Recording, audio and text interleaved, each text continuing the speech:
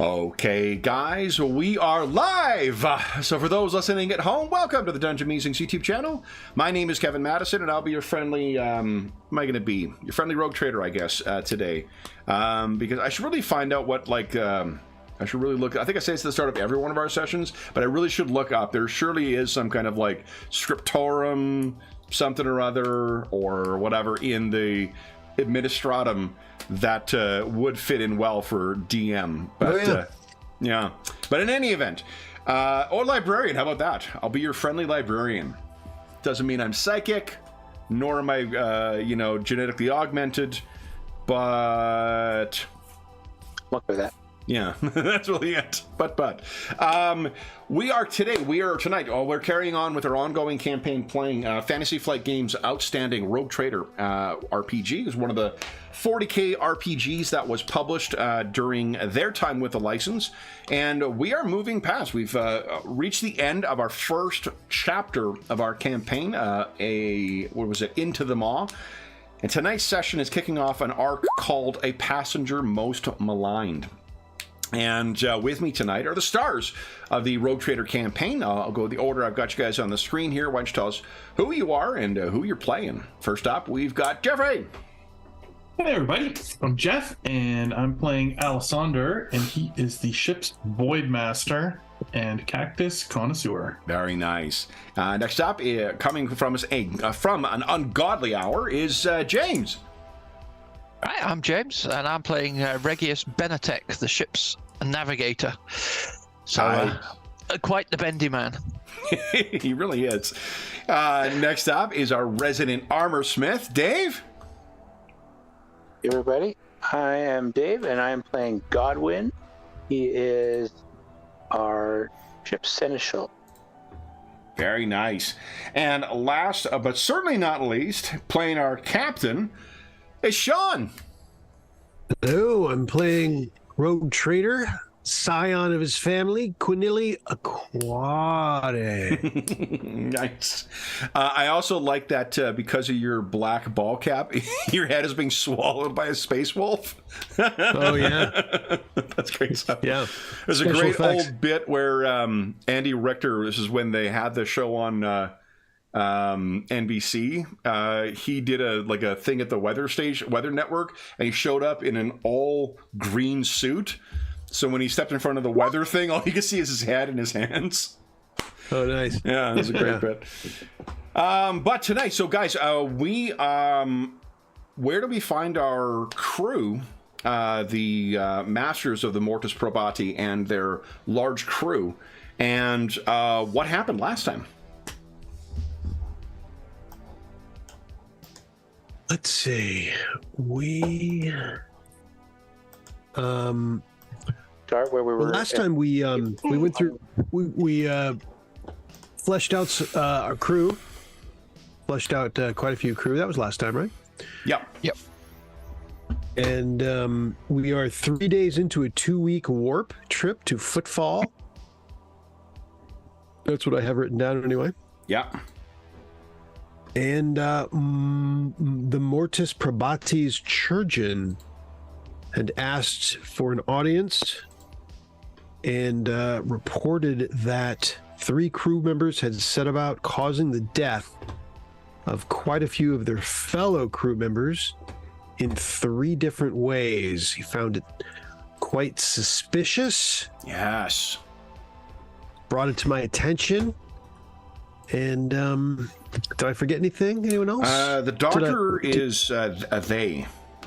Oh, they. Yep. Yeah. Oh, that's right, yeah. Dr. Zanatov.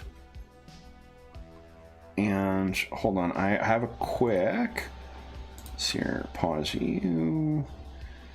Quick thank you to Sam Passmore. Sam Passmore is the one who pointed out so last session, one of the things we were talking about was how the warping work, what you need to do before you go.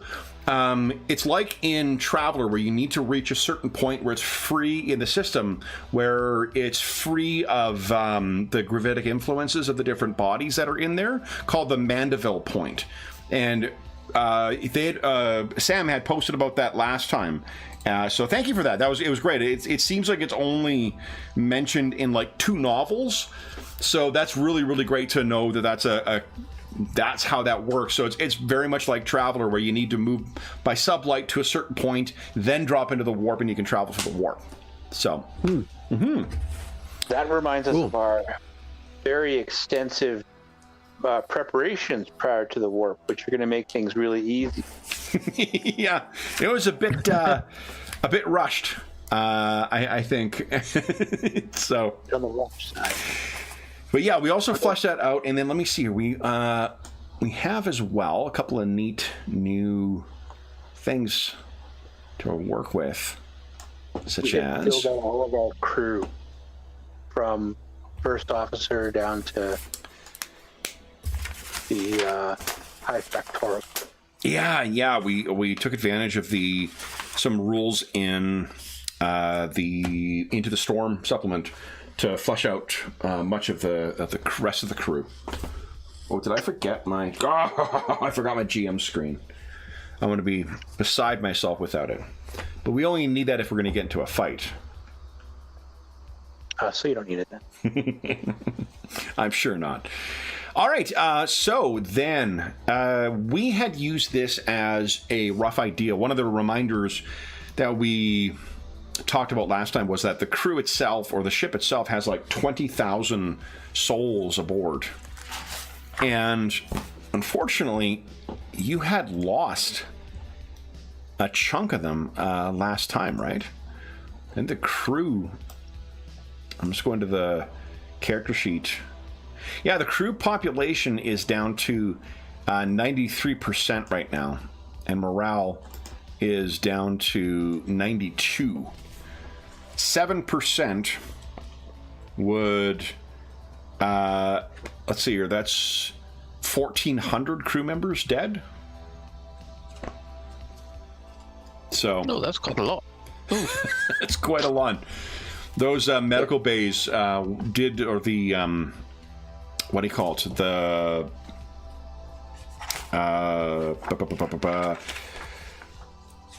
morgues that were used were quite extensive.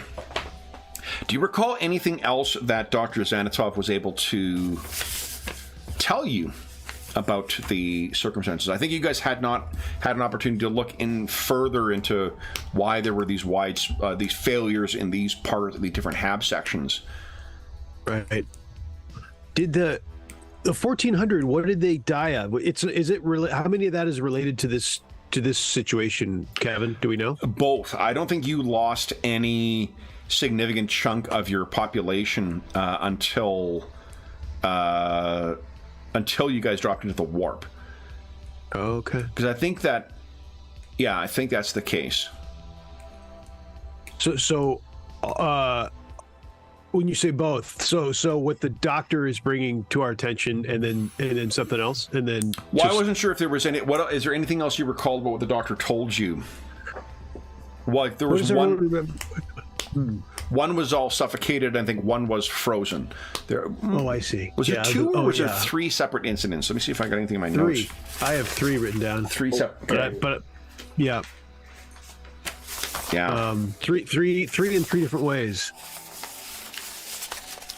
So Yeah. asphyxiation, freezing, Kevin. Yep. And then one more that I'm not sure. It could have been fire or something like that, or radiation exposure. Like the Geller field didn't collapse, so like you're not going to die in the warp necessarily. But it's 3 cases where all 3 seem to have been triggered by one individual.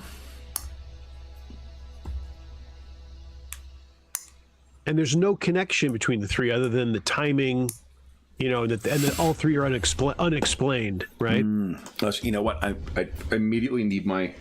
Damn it. I'm going to grab my Go screen. Go get it. Sorry. Fight me. He wouldn't be happy till he had it. Come on. He's gonna kill us. He's just gonna kill a ball. He might kill us. True. But we can at least agree that he wants to kill us. Cheer up now. Don't let the crew hear that. We can agree that Kev's gonna try to kill him.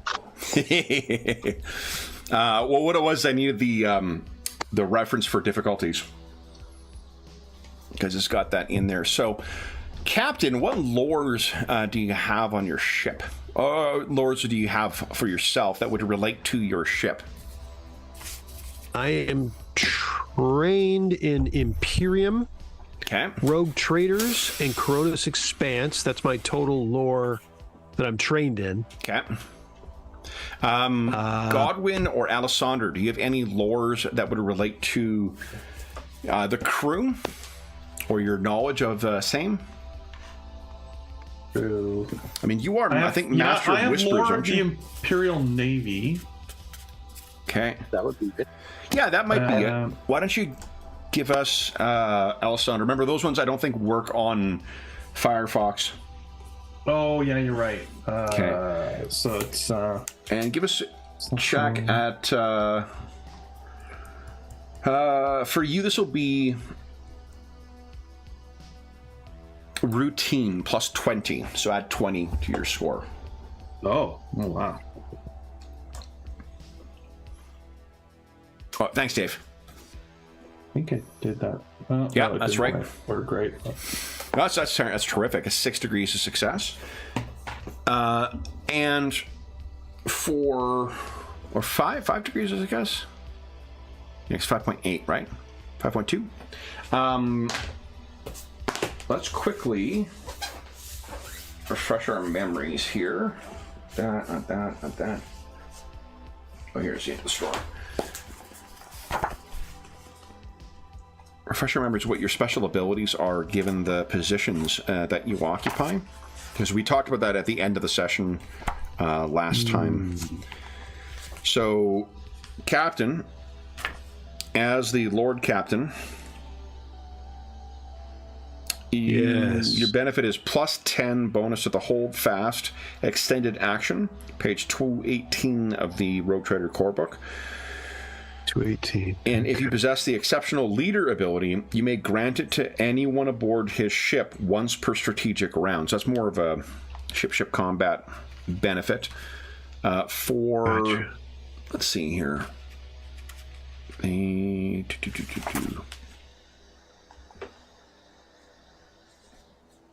think you're the master helmsman, aren't you, Alessander? That sounds right. Yeah, Master Helmsman. Yeah. Your benefit is plus 10 with the evasive maneuvers. And it's the helm crew, the engineerium tech priest, and the lesser auspex officers are your immediate subordinates. Your immediate subordinates, Captain, are your personal guard company, emissaries of imperial powers, and subordinate officers on the ship. And Regius, you are the warp guide, or navigator primaris. Your benefit is plus 5 to any navigation warp skill for steering the ship through the warp. Your subordinates are trusted bodyguards, lesser navigators, assassins, and emissaries from the Navigator House Elders. And for... did you guys lose James's video as well? Yeah, I did. I did. Did you? Okay, let me hit reconnect on my side.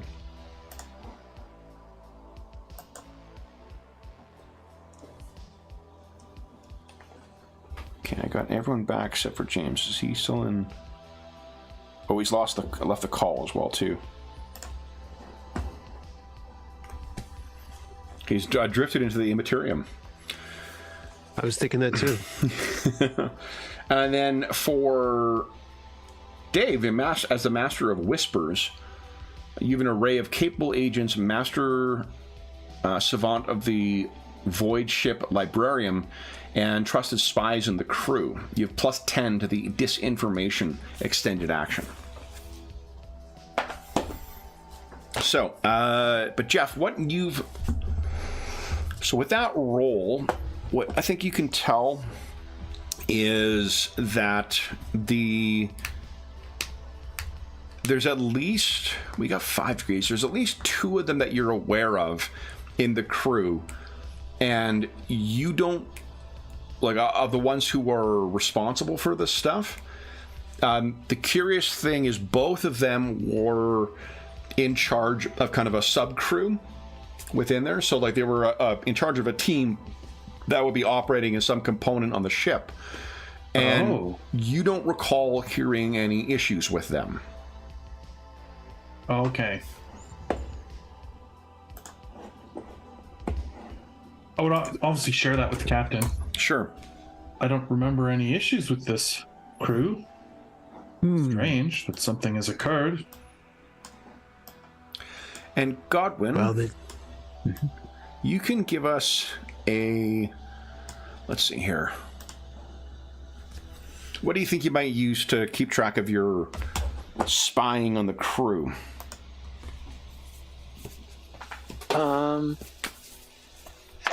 There's not necessarily a lore, like any other skill would be fine too. Inquiry, asking the right questions. Yeah, I buy that. And within inquiry, there's a special use called Hunt for Sedition. If we need to improve morale at the cost of population. So give us an inquiry at plus 20 check, please. Remember, don't put the plus sign in or the world implodes. Plus 20? Yes, please.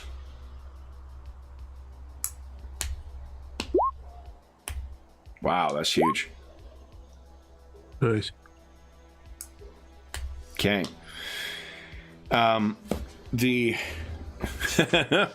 will offer up prayers to the machine spirit for you, James. I'm going to send a Techo priest over there. That's incredible as well. So what would be some of the immediate questions you might have about these three mishaps? I think we need to narrow down. So the Kyurgeon said they know who's responsible, or they just know.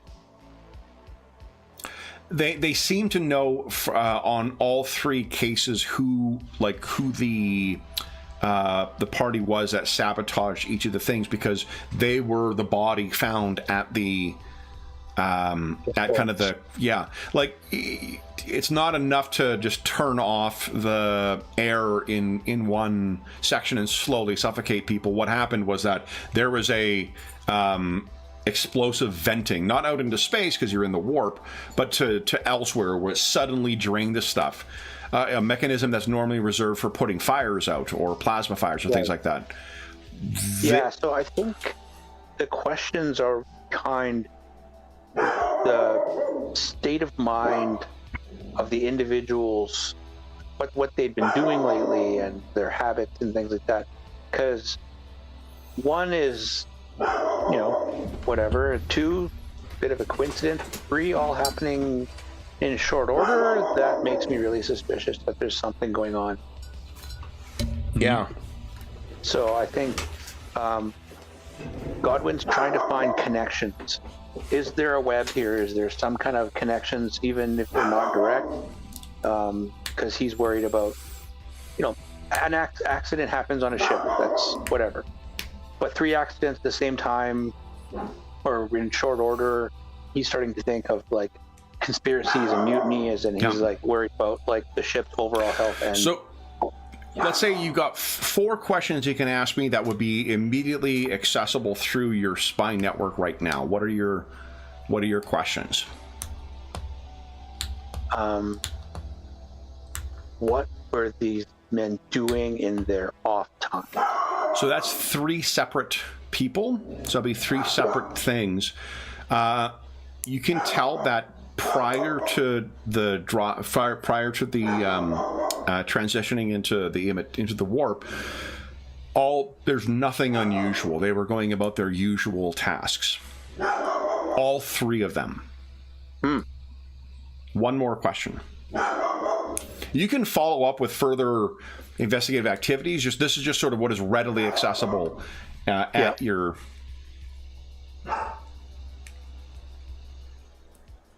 We'll pick the one that cut off the air, and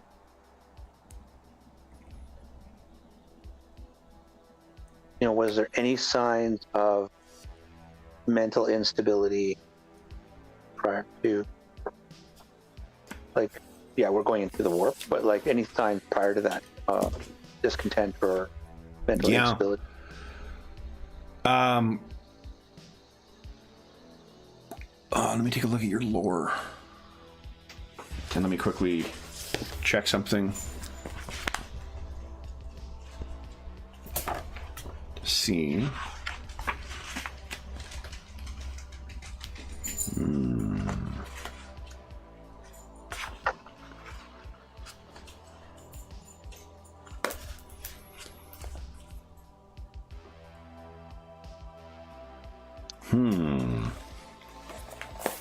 What forbidden lores does everyone else have?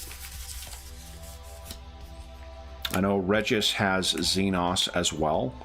Yeah, that's the only forbidden I have as well. Where am I? I also have Arctic. Where am I? I have no forbidden lores. I beg your pardon. What do you mean? None of my lores are forbidden. Oh, Captain. I have Xenos, Navigators, and Warp. Navigators and Warp. Okay. So why don't Godwin and Regius, Godwin, would you give us a Xenos forbidden lore check at routine, and so plus 20, and Regius, would you give us a warp? Well, your choice. Here it is. The warp one will be at challenging, but will give you much more pertinent information. The Xenos one can be done at routine, but will be less germane to the question. Okay, so I'll go with Warp. So challenge. The button's not working. So the challenging is what again? Challenging is plus 0. Oh, okay. I will roll D100. Okay. Nice, Godwin. Holy smokes. Oh, You want to fate point that? I will fate point that. Okay. Yeah. That's half a degree. 71 is mine. 71 is yours. Okay. Wow, that's huge. So, Godwin, what you find, you send your spy down to the quarters of this crew, and again, every one of the men responsible for this was the one who they were the most senior person in kind of that area. And when you send your spy down to their quarters, what they are able to capture, like vid pics of, is there wasn't any, it's unfortunately most people who work with these individuals are all dead now.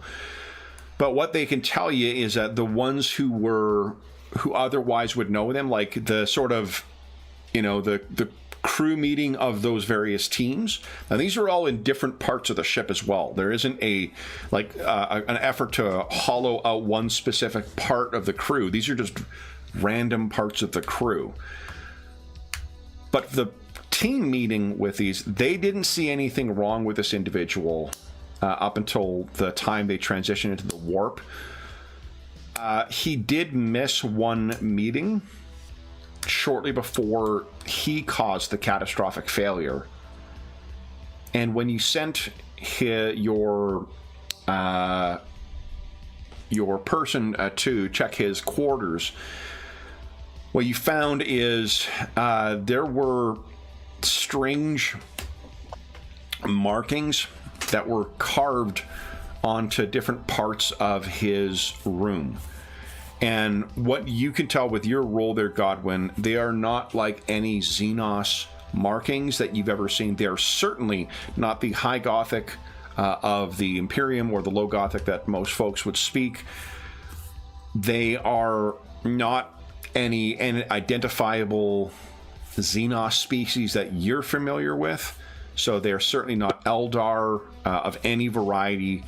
With a roll that good, you can narrow it down to confidently being no Xenos species that you are aware of would use that alphabet. But if you show that, I'm assuming, to the rest of your command crew here, the Navigator can tell you that these are markings of creatures from the warp. There is not a language that they share, or, you know, a specific alphabet that they would make use of, but there are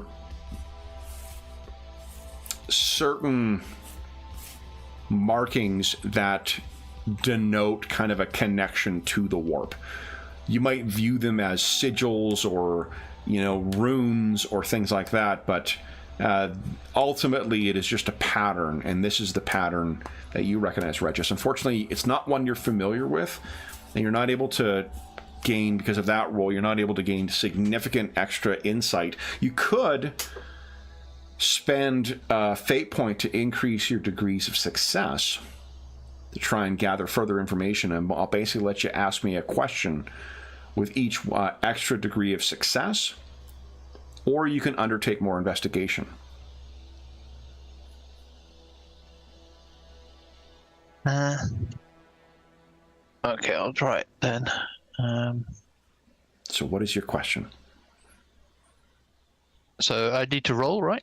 No, you don't have to roll. You just have to success? ask. You're increasing the degree of success, so I'll let you ask me one more question about these markings.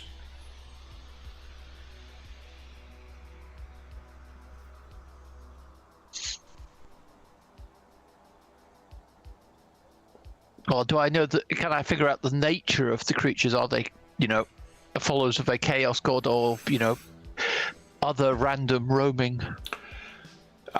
You know that the markings are not consistent with any of the known lords, or you wouldn't call them gods, because there is only one god emperor, but the demons, the master demons of chaos. This is not a marking of the bloodletter, not a marking of the Lord of Plagues, is not a marking of the Bringer of Change, and it is not a... Who am I forgetting here? Slaanesh. What is Slaanesh's moniker? Oh, Lord of Desire or something like that? Khorne is the blood god, Nurgle is plagues, Tzeentch is the bringer of change. What is Slaanesh's? sorry, just it's pleasure. desire, right? Pleasure. Yeah. It's Pleasure. pleasure. Yeah. So there are none of those are the are behind these markings. The warp is full of all sorts of unsavory things, and Lord knows, the God Emperor only knows what strange new creatures may lurk in the immaterium and the Coronis expanse, locked so long away from the rest of mankind's grace. But it is not at least a follower of one of those ruinous powers. We seem to have just chanced on some denizen of the warp.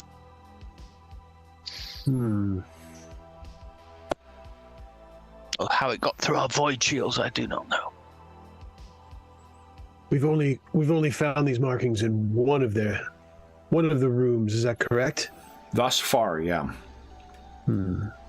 We checked the other. Should. Yeah, let's double check that these markings aren't either in their rooms or on their corpses somewhere, or in their journals or in their work area. So there is... Hold on. I should keep this open. I'm just going to give you some reminders for your rest of your crew. You know what I'll do is between now and next session, and I'm back on vacation, I'll put together a handout with all the names of our extended crew, so you guys will know who you can kind of draw on for what extra resources in the ship. That is one thing that sets you guys apart from, say, you know, an adventuring party, as you have... Well, I was going to say 20,000, but it's less than that now. You have almost 20,000 other crew members you can draw on. And I'm wondering who might give you more insight into this. If there are other navigators who might have insight into this, or perhaps choir master.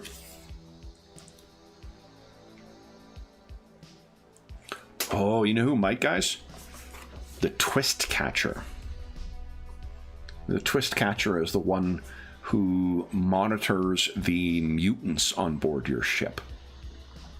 Readies them to press gang the mutants into a cannon fodder in the event of a need of such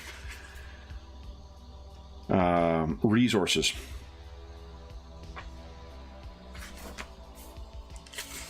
That would be someone you likely could speak to, Godwin. They are inferior to you. They're a rank 4 officer. Twist catcher? The twist catcher, yeah. Twist catcher on yours is... Oh, yeah. A missionary with a forgiving temperament. Even when it's unwise. Spendthrift, prone to getting into debt. That might be confused. So that is someone, because you guys don't have any forbidden lores relating to like demonology or chaos cults or anything like that. That might be something that you could look into, or just entities of the warp. What are you guys thinking?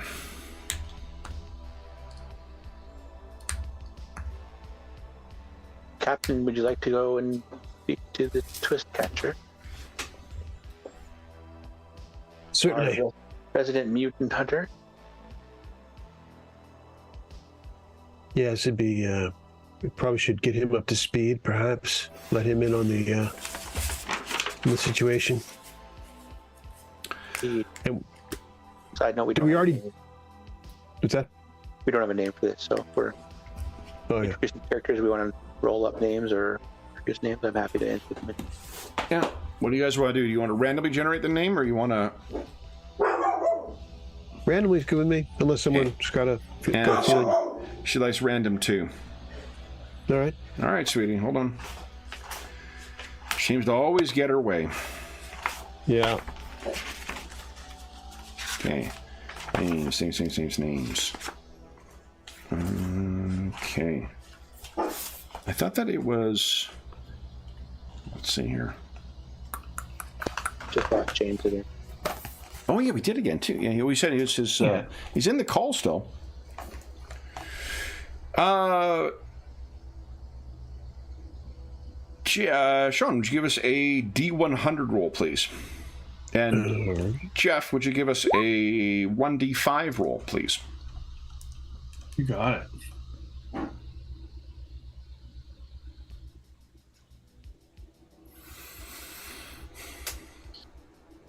Looking on the stupid chart, not even thinking about the fact that why would there be a 1d5 on here? All right, so this is Brother Echo. Ah.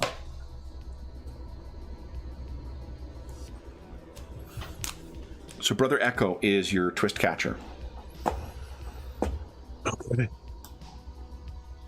Now, let's assume that there is an office of your ship's physician that you are taking advantage of to have this kind of conversation. You can assume that Godwin has brought you this information about the scratchings. He's told you, both Alessandro and Godwin have told you about what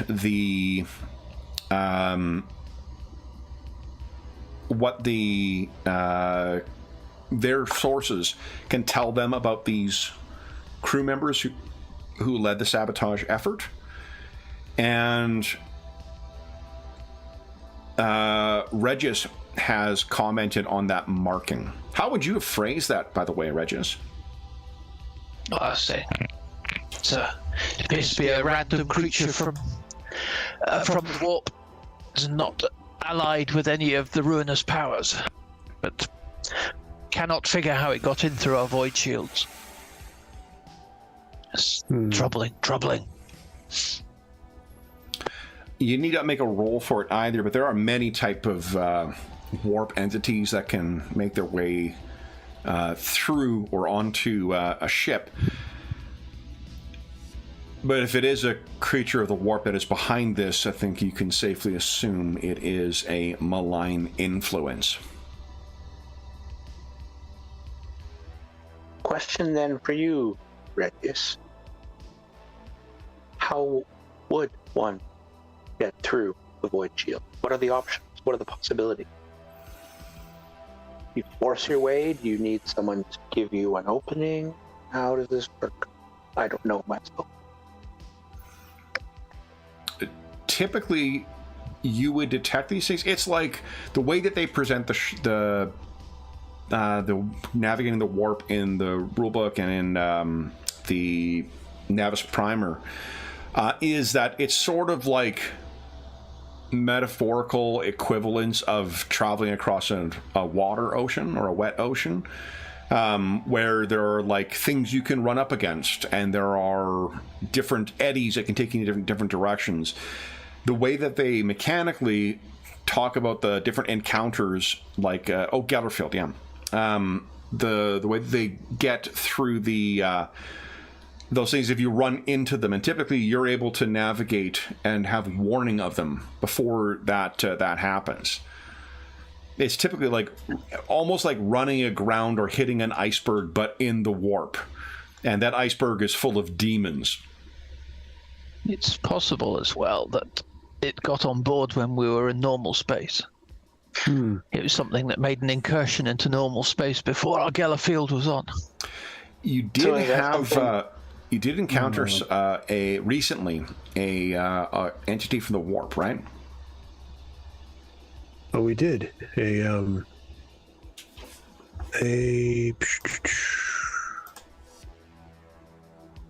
Cactus. Did you say cactus? Yeah. Ebengeist. Yeah. Oh, I almost got it in time.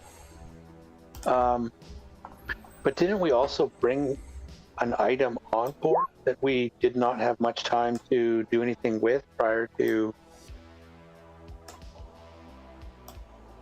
Have you spent any time with that artifact that we recovered from your grandfather's ship? I have not. The Aquila Nemolith. Not yet.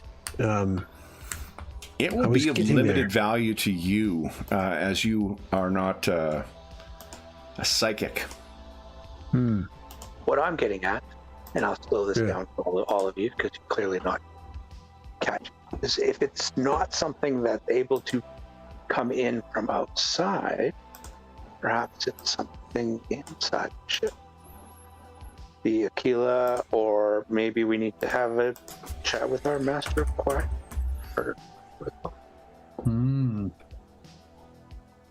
Newly promoted, but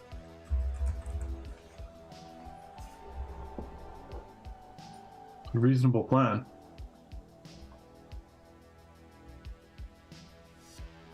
We know nothing of the monolith or menolith. correct. Regius, could that have invited ruinous powers or powers of the warp through the Gellerfield? Yeah. Maybe? Well, what was the question? Sorry, I was looking for a picture. Godwin's asking Regius if the Aquila could have, weakened the Gellerfield or allowed something on, or gave something the ability to be on the ship. Yeah, I mean, this is a unique artifact, likely of Xenos origin. This is not something that typically, having those so small little objects that are, go.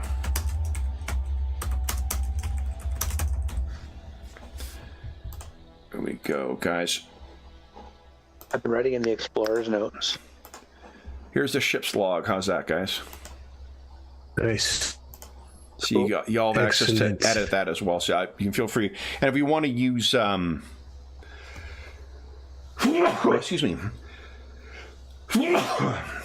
one for one and one for the other. Yeah, like one to keep track of the crew, one to keep track of session notes or whatever. You guys can feel free to use whatever you like. And if you need more notes or you want individual notes, let me know. You can mark on your character sheet already on that first tab. But all right, so what I was saying, the Nemelith. So the Nemeliths are not an unknown technology. It's saving psychic information in one device is not an unknown technology in the Imperium among psychers, but to have something as big and as relatively sophisticated as what the Aquila, this thing seems to be logging information for all the travels that had gone, that the Righteous Path had been on, or at least that the Navigator had experienced. The amount of information that's necessary to properly articulate a certain path through the warp from one place to another is an enormous amount of very abstract information that only a navigator, a psychic, can actually interpret and actually carry through. Imagine hundreds of years of worth of that information stored into a Xenos technology, Xenos device, plus whatever other information that this psychic or whoever else may have been there would have wanted to put in there. It is a unique artifact among anything, and again, most likely of Xenos origin, although the shape is the Imperial Aquila, the Imperial Eagle, or the Empire, the Emperor's Eagle, I guess would be a proper way of putting it. The truth is, it was probably put into that shape, and that the actual object itself is Xenos of origin, because no other object that any other rogue trader has in the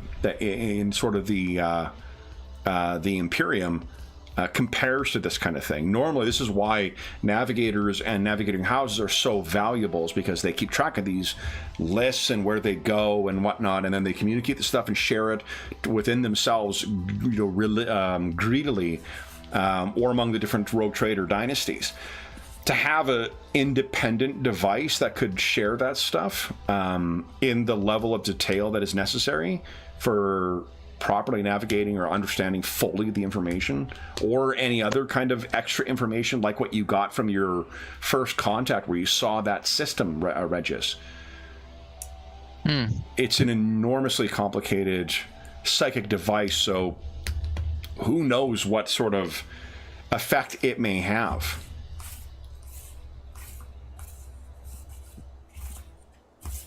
So it could be. Light sometimes. The gifts of your forebears, Captain, just keep giving. Fire will keep the wolves away, but it'll also draw moths. So what does this thing do? Who knows? Perhaps we need to investigate both the crew and this item.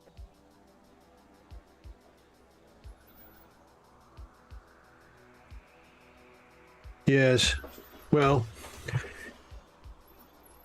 can I use psiniscience to detect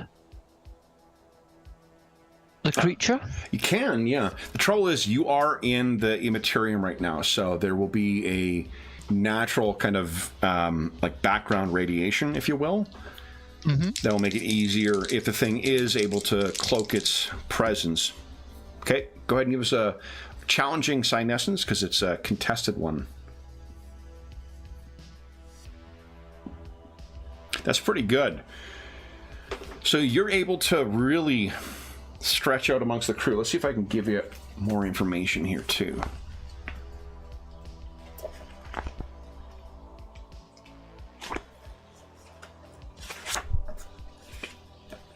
Psinescence, here we go.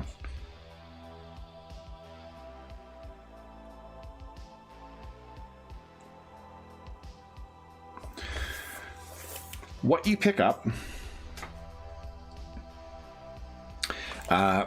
Regius, is I guess here's one other thing I'll let you know. If you reach out with your Psynescence this way, think of it like a sonar ping. This whatever is out there may become aware of your awareness of it. Psychic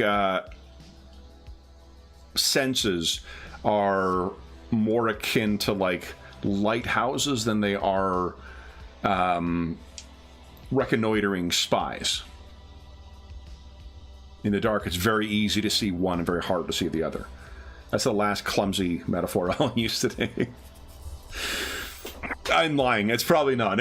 I'm going to use a bunch more. Yeah, come on now. Come on now. Come on now. But what you can tell is you're not able to detect the creature. However, you have detected a malign presence on someone else. Oh. And you can just tell from the it's not the right word, but the odor around this thing. It's not the creature itself that you're detecting. It is its influence on something else. Residual impact, if you will, of its psychic claws in something else. And with that good of a roll, you can at least narrow it down to a section of the ship. And let's see here. This is going to be in the municipal service and storage section. So maybe, I think you can narrow it down. So, Captain, enough we to sort of seal that off. One block of it. What do you think is in there, I Regulus? think someone may be possessed by the creature and that they lurk. They are in the service storage. You should maybe seal that off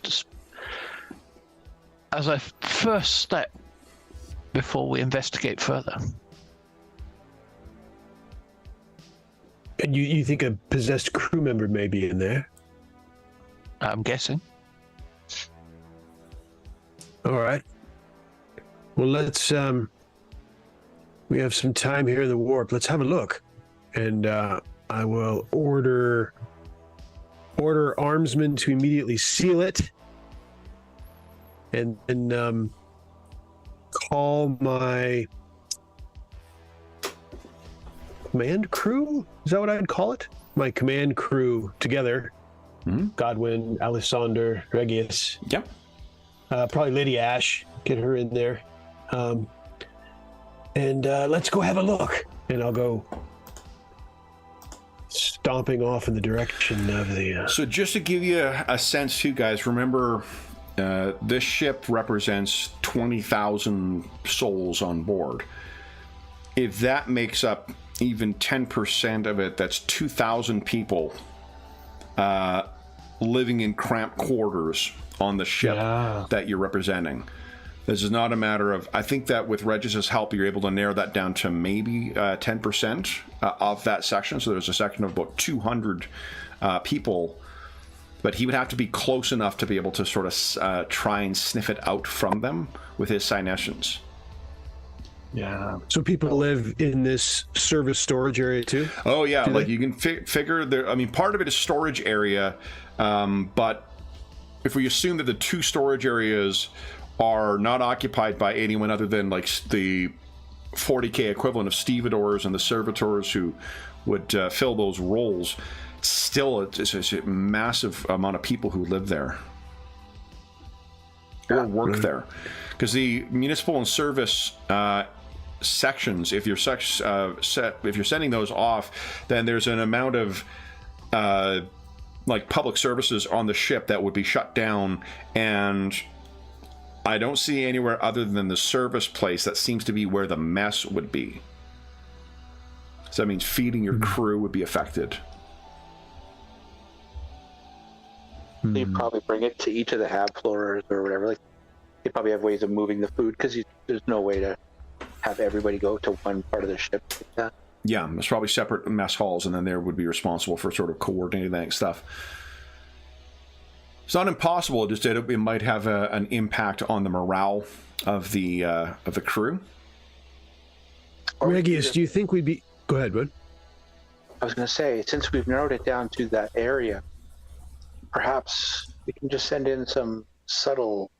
the four of us are fully capable, but we wander through an area that we don't go to very often, might raise an eyebrow or three.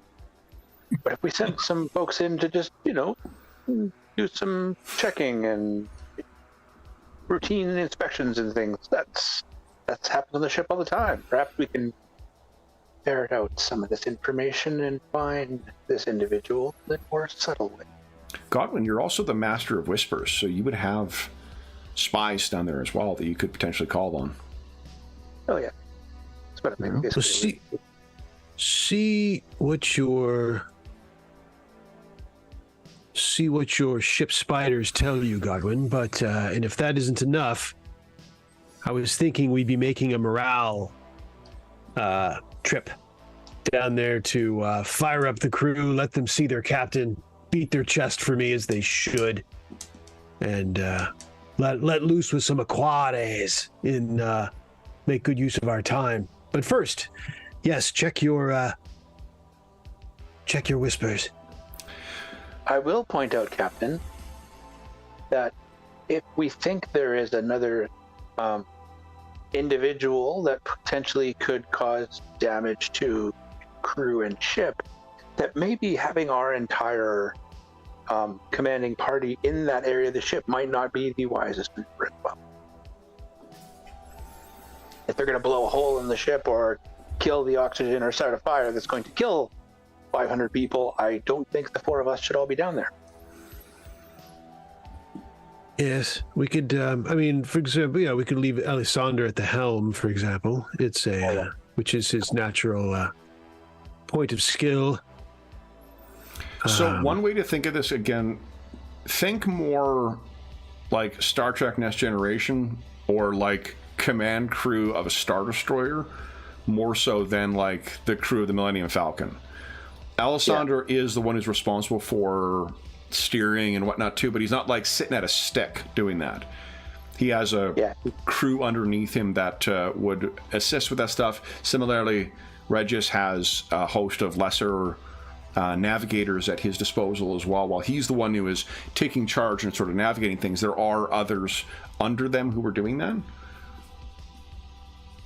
Right, we're more bossing people around than like pulling the actual levers kind of thing. Precisely, yeah.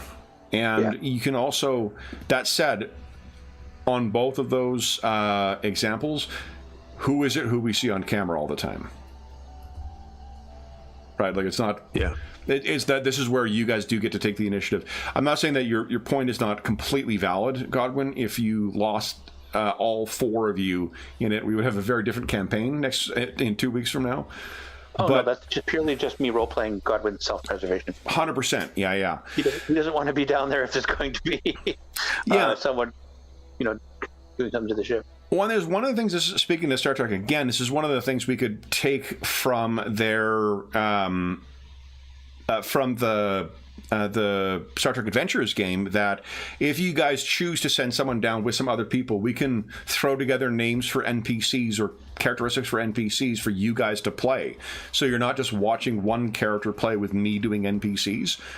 Mm-hmm.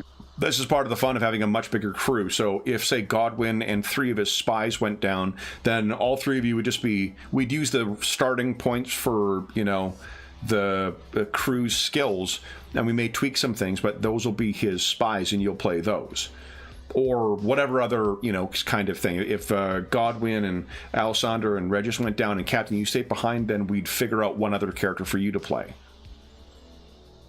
We don't need to do that every time, but I want you to not feel hemmed in by the necessity to keep the entire crew together. No, I was just counterpointing that he didn't want to go down there if there's going to be a potential catastrophe. Yeah. No, that may be a ticking clock at this point, too. Yes. Regius, what do you think the chances are that if we found a affected crew member, that we'd be able to detect them. If we're looking at them, we'd know it. I would normally think I should be able to tell. If I might be able to tell. And it would only be you. It would not be something physically obvious that any of us would know. You think? Probably not. All right. Or possibly not. I'm not sure of the nature of the precise nature, but... Indeed. Do you have access to any who have been so touched?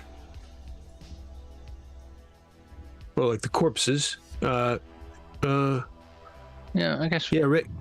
Yeah, let's have a look. We haven't looked at them yet, have we, Kevin? Nope. Let's have a look.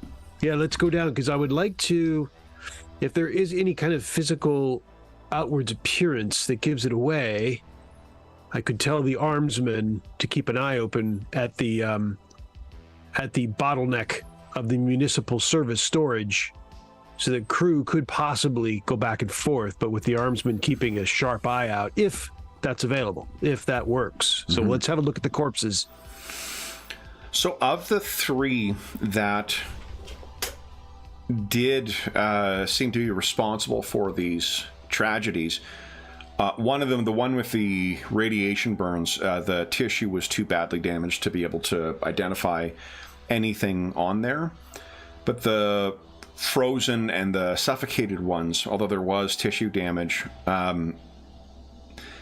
there were signs of, in both of them, in different spots, there were signs of self-mutilation. And both Regius and Godwin can recognize the symbol that was carved into their flesh as being the same as the markings on the wall of that one. And was self-carved, we guess. Definitely markings on their flesh. Why don't you give us a... Let's see here. Captain, would you give us a D100 roll, please? Okay. So the doctor is able to... It's tough from the frozen one because there would be tissue damage that would affect the... the dating of the damage, but the one that suffocated, at least, it was within 24 hours of the suffocation. So these things marked. Incidentally, it is the one that burned, the radiation one. That's the one who had the markings on the inside of the house, or the inside of his quarters.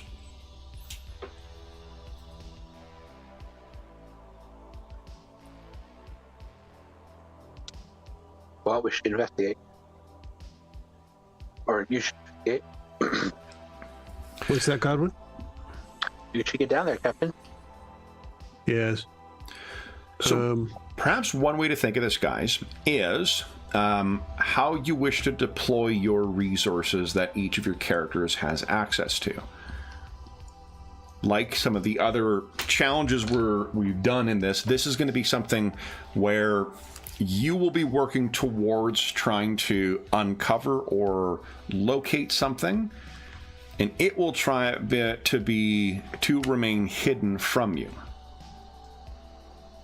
So Right. there is a task that's going on. Think of this, if you will. Have you guys ever played Scotland Yard? The board game? I have not, no. No? No. So Scotland Yard is a fucking awesome board game where one person is Mr. X, and I think it's Mr. X, and then everyone else are detectives. And all you need to do to win the game is land on the square where Mr. X is. But Mr. X only has to reveal himself every, 5 or 6 turns. So as you go around, if you happen to be in the same area, there's a way of sort of hemming in Mr. X or whatnot. There's a lot of different locations here.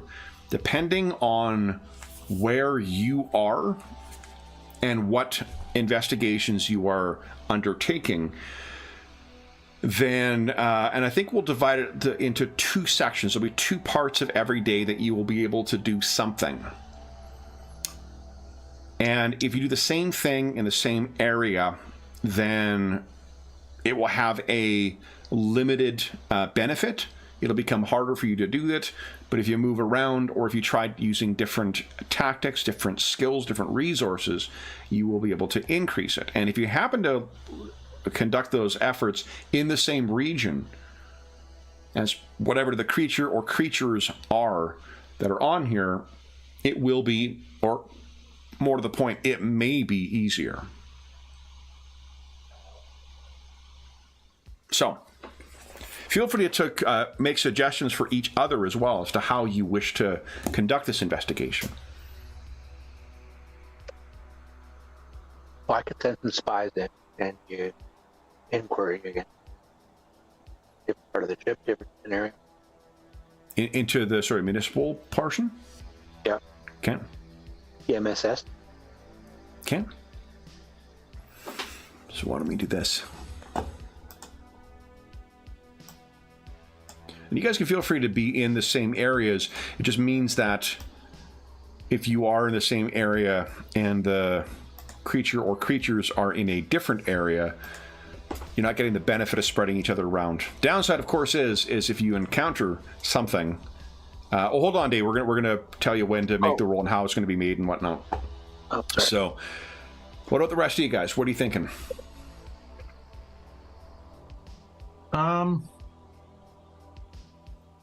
I mean,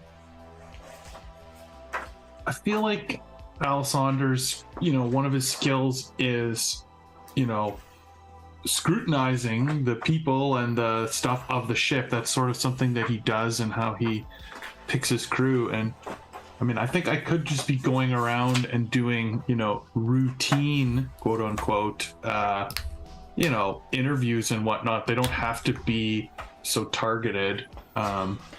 And that way I can investigate without being, like you said, affecting the morale quite so much. So what area would I check? Probably, I guess I want to be close to the municipal service storage, possibly, but I could check other areas close by. Mm-hmm.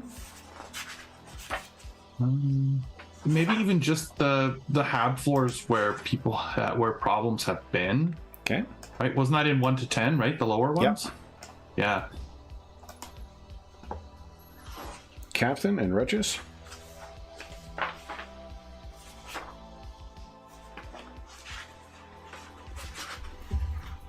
I guess I'd work my way forward from the Scrappers district to the Imperial district and see if the feelings got stronger or weaker. So each will require a half day. So you'll only be able to get through 2 of those in a day. Yeah, so I'll start and Scrappers, okay. go through those 2 things, those Scrappers and Dregs. Okay. So we'll start in Scrappers and then Captain. The captain's most obvious is as the Lord Captain. I'm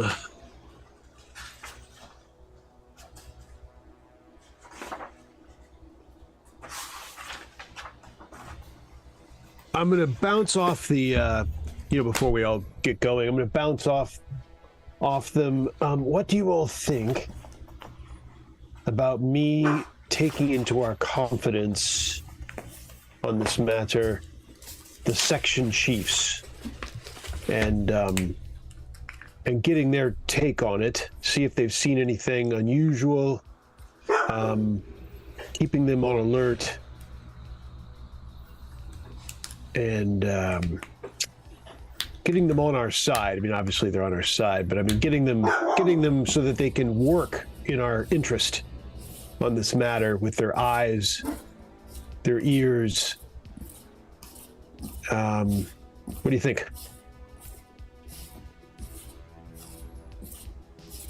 I'm asking all of you. We're all together. Yeah, of course. Yeah. That seems reasonable, Captain. The downside is we're letting more in on it, on the trouble, but I think it's worth it. Our trusted officers. Yes. We must trust some of our co-workers at least. All right. Indeed. Yeah. I think I will do that, Kevin. Have a meeting of section chiefs. Okay. So probably in the Imperial Quarter. I don't see a bridge here. Oh yeah. Unless the Havelock is supposed to be the bridge, but that might be a nautical term with which I'm not familiar. It seems like a name. This is there's a campaign called the Havelock something. Right. So I think it's an Inquisitor or something like that. I think I ran it. Come to think of it.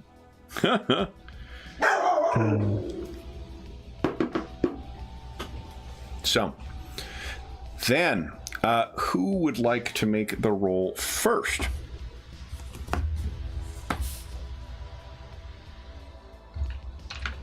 I am... I'll start with the captain. Captain. Yeah.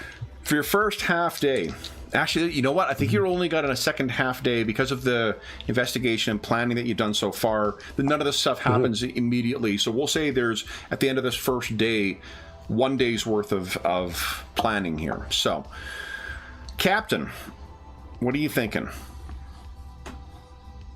What skill? I mean, I'm thinking command since I'm in there. I may have set you up for that. I don't know, maybe command? I think I told you guys. You know what? Well, in defense of this, though, I mean, there is charm. The game has charm as well. Yep. So, but... Apologies if I told you this, but for those... I don't think James would know who Kids in the Hall are. Do you know who the... Because there's a Canadian... Yeah. James or Sean, you might know who Kids in the Hall are. Yeah, okay. Yeah. I know There's a great, a great skit where the guy goes in to buy a stereo, and the guy's like, "Oh, like this, you're interested in buying this stereo?" And he's like, "Yeah. What does it cost?" It's $250. He's like, "Okay, maybe I'll give you maybe $1." The guy's like, "No, it's a high end stereo. I can't give it to you for $1. I can go down to $200." He's like, Okay, all right, 200. I think I can give you $1. And this goes on for fucking 15 minutes worth of things. Right. This is command in my mind. Every time I hear that, it's the Kids in the Hall sketch. That's funny. Yeah. Oh my gosh, they're the ones who these are the days I know. The song that I shared. That was Kids in the Hall as well. Okay, so then that's been our Canadian content for the day. Captain, would you give us a challenging command test? Yeah. Allow me to make my roll. Let me take a little peek at my talents just for kicks and giggles. Okay.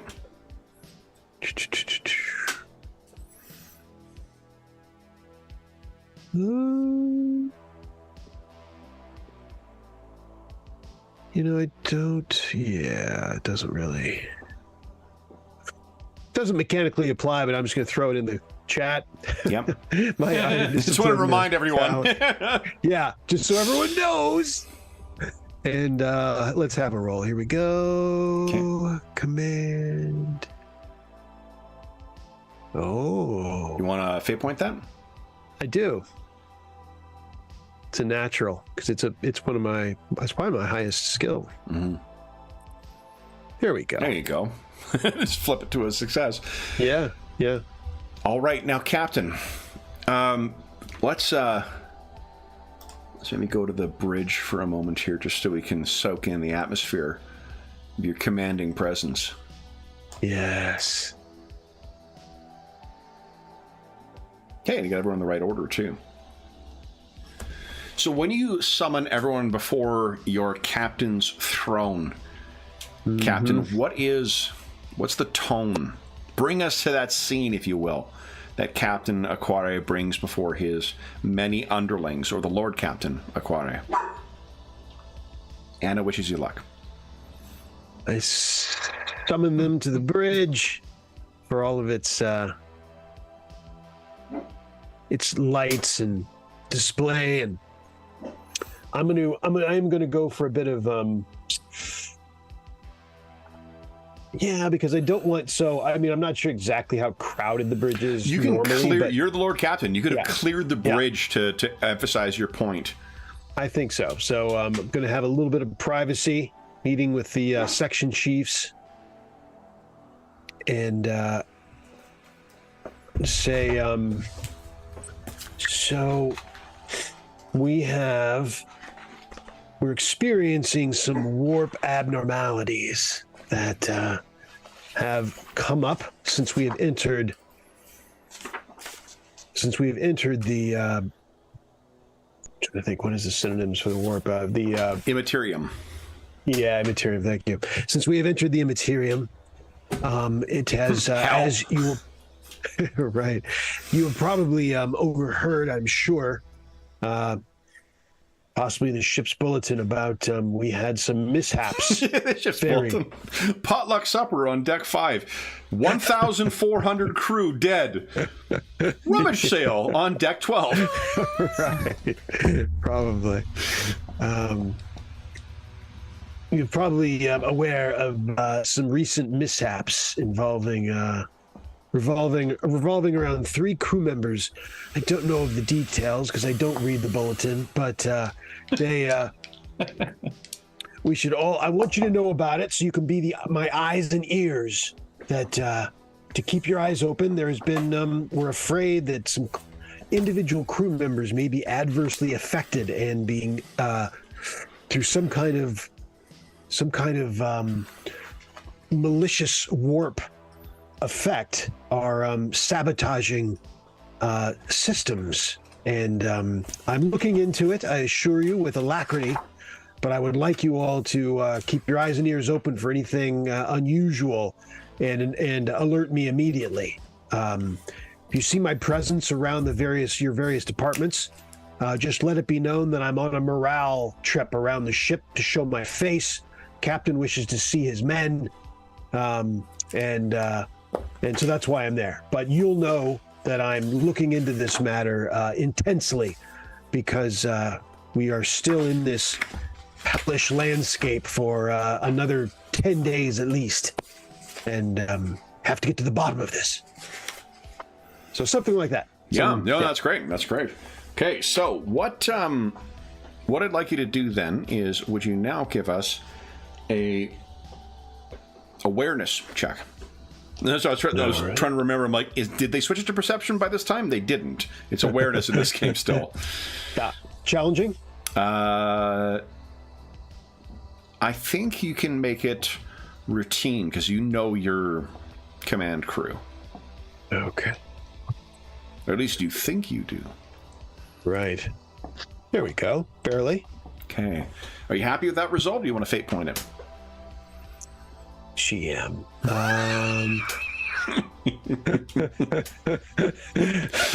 Really, you got to approach this stuff with the mentality of like a junior high teacher. Like, do you think this is as good as you can do? Right. Damn it. Right. Is it a negative? Do you have to pick negative? Yeah.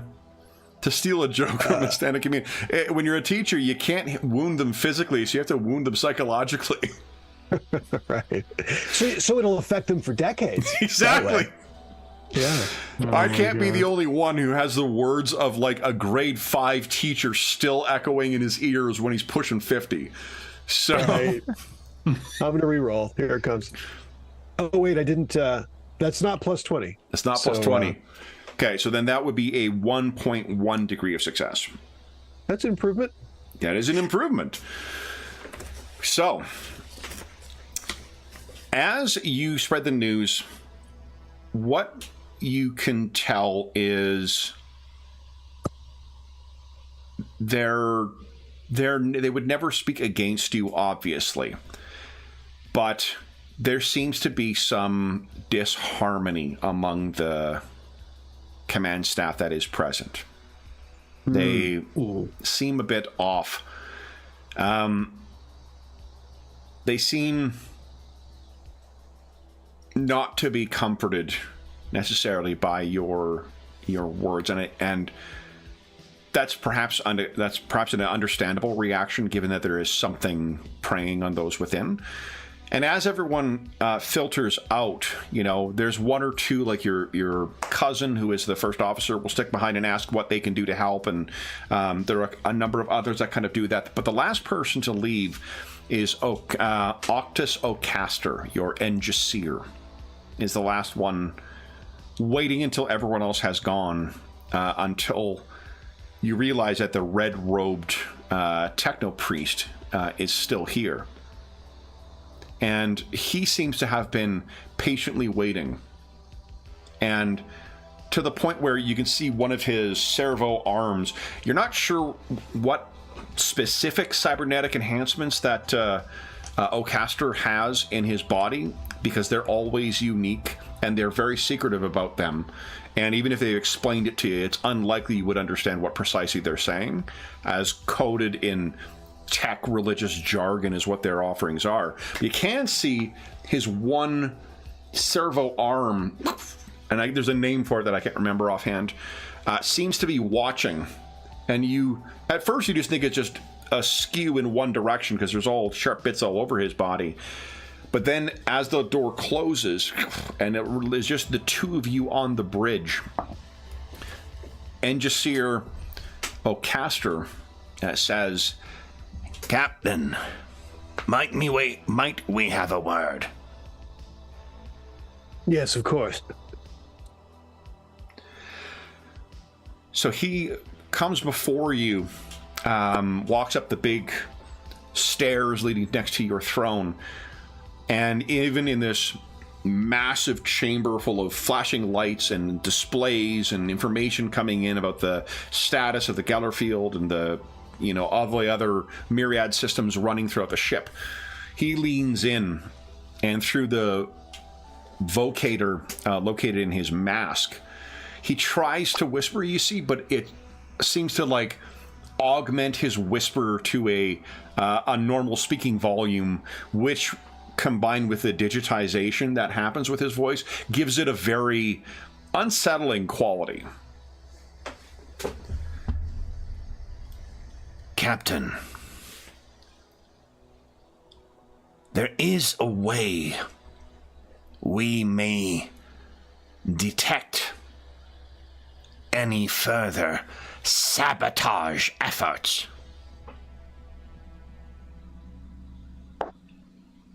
What would that be? If we redirected power from other systems, we could augment the machine spirits that track the functioning of crucial systems, ones that had been sabotaged by the traitors.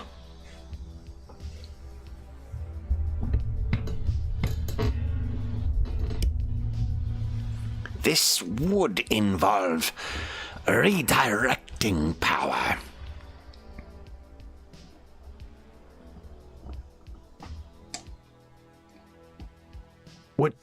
What do you think it would tell us exactly? The machine spirits speak to us. And if we focused their attention, directed our prayers towards warning, then they may come calling before the next saboteur directed by this malevolent hand kills more of your crew. What would be the downside, Octus, if anything, of doing this? We must choose which spirits would starve to feed the others better.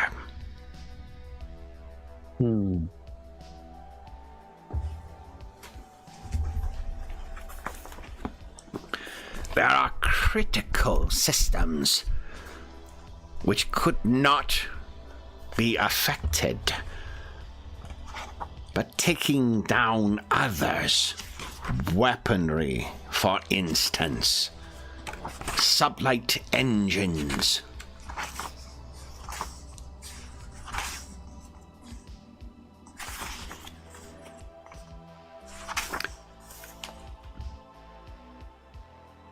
the auger arrays,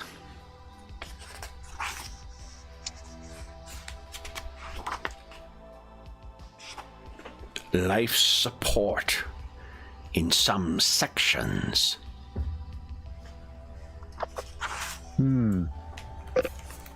Let me cogitate upon it, and I will get back to you, Octus. I am at your service, Lord Captain. Very well. So, as he's leaving, he kind of bows to you and says, May the machine guard watch over your ship, Lord Captain. From And- your lips to the machine spirit's ear. Octus. you look over and you realize, like, does he have lips still? Is that his? So, and just see your From your Ocaster. amplifier to the machine spirit's ear. With that, we will leave him. I will tell you. Well, you tell us before we take our mid-session break. How is Captain Aquare feeling about his efforts thus far? Been reasonable. This is how it goes. He didn't expect miracles, but you just, you get through it. So I think he feels better about his command crew knowing and getting them on the team, on the investigatory team in a sense. And Octus, that spurred an idea from Octus. That's how it's supposed to work. Yep. And he's looking forward to getting some irons in the fire. Maybe Octus's idea, taking a hands-on look at the servage storage. So pretty good. Okay. I mean, all in all. Okay. Then, why don't we take our mid-session break, and then we'll come back and dive into whoever wants to go next. So, for those listening at home, we'll be back in about 5 minutes, and then we'll see what happens next.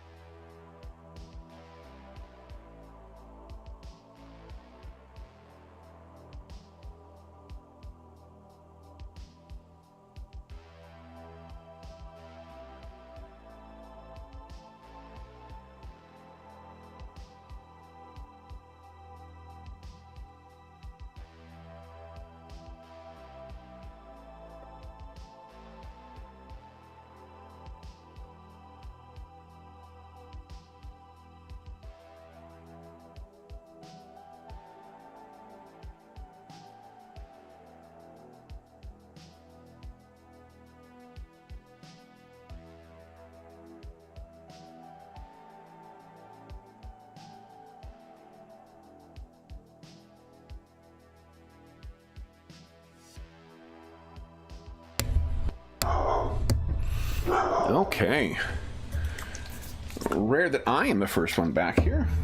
Hey, everybody. Matthew, hope you're having a great start to your weekend.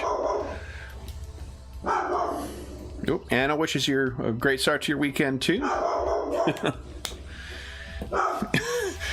So I let Anna out, Jeff, while we were on break.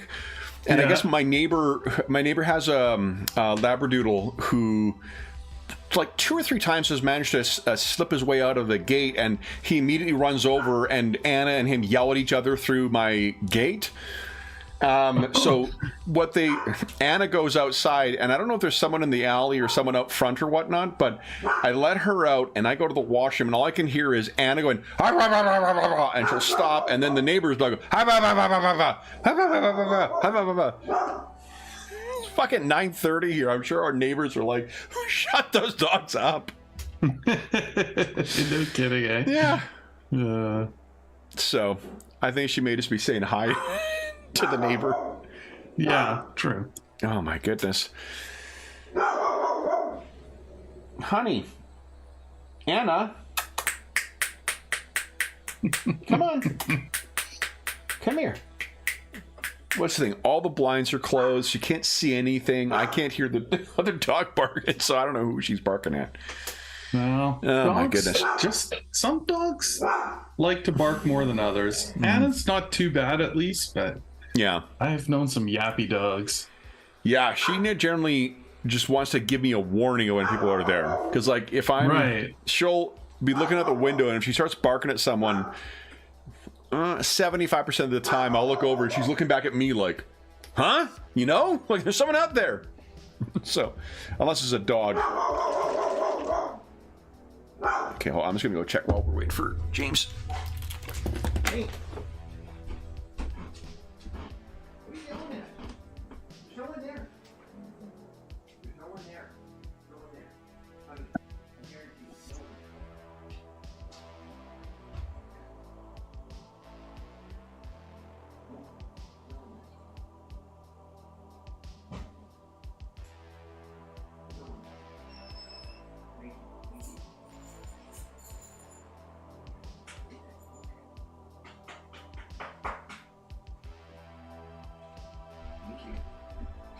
Thank you.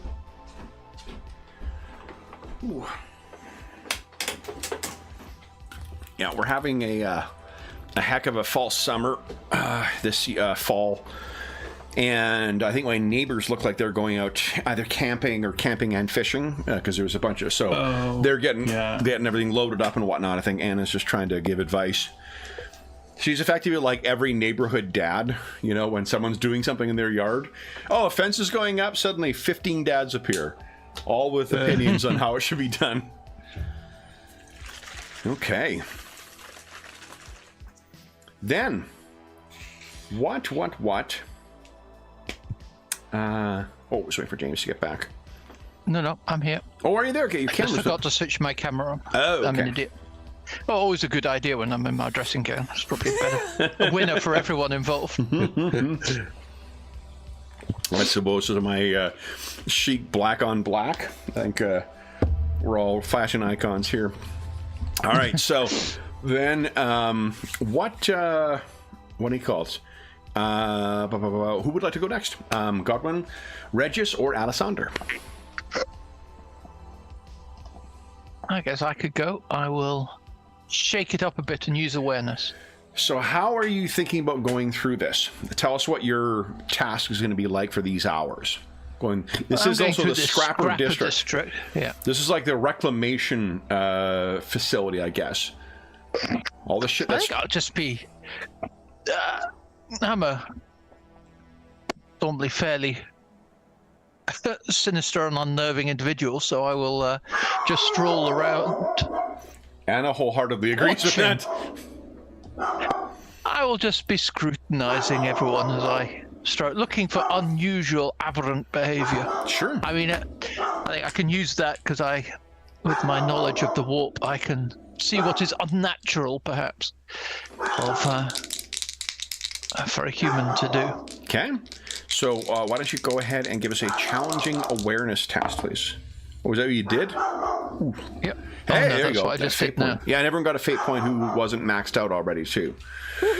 All right, so we came back from break. Okay. So,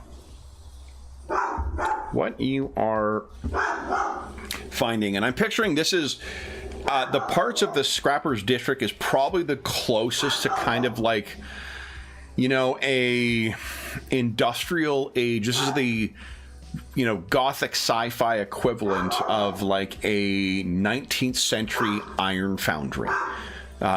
Glowing metals poured down that are being scrapped, giant heavy bits of machinery moving even heavier bits of equipment. Chunk.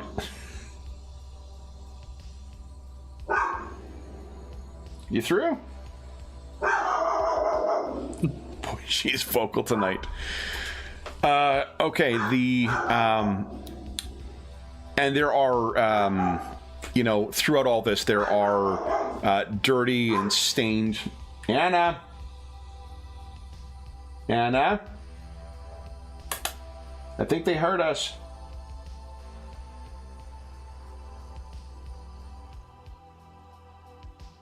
But she needs them to hear it another couple of times, just in case. That was a protest bark. Okay, so the people you see moving among here are soot-stained and you know, wearing smocks and goggles and whatnot, and there are servitors moving among here. Probably among most of the areas, this would be the one with the most labor servitors who are doing the task of any heavy lifting and whatnot. You in here, I guess, it would be the cog sector, I imagine, that would be doing the work, but for those crew members who have outlived their usefulness or have proven that they cannot be trusted any longer, this is ensuring that their bodies are still made good use of through to beyond their natural end. And as you're looking through here, you're absolutely right that there is an element of awe, almost, in the, you know, the phrase awesome is put, is used quite synonymously with like good or really, you know, cool or whatnot. But what the meaning truly is to be in awe, to almost be in, to be emotionally affected by the presence of whatever awesome thing that you are before. And that's normally kind of the vibe you get from the people you were seeing, where they are just, you are an otherworldly creature from a unbelievably powerful echelon in the ship, from an even more powerful family as well. A second almost to the Lord Captain himself. But the looks you're getting from here are not awe. You can't help but reading in an element of the sinister to these. It seems like you are not leaving these inhabitants of the Scrapper District awestruck. They seem watchful, monitoring almost, more so than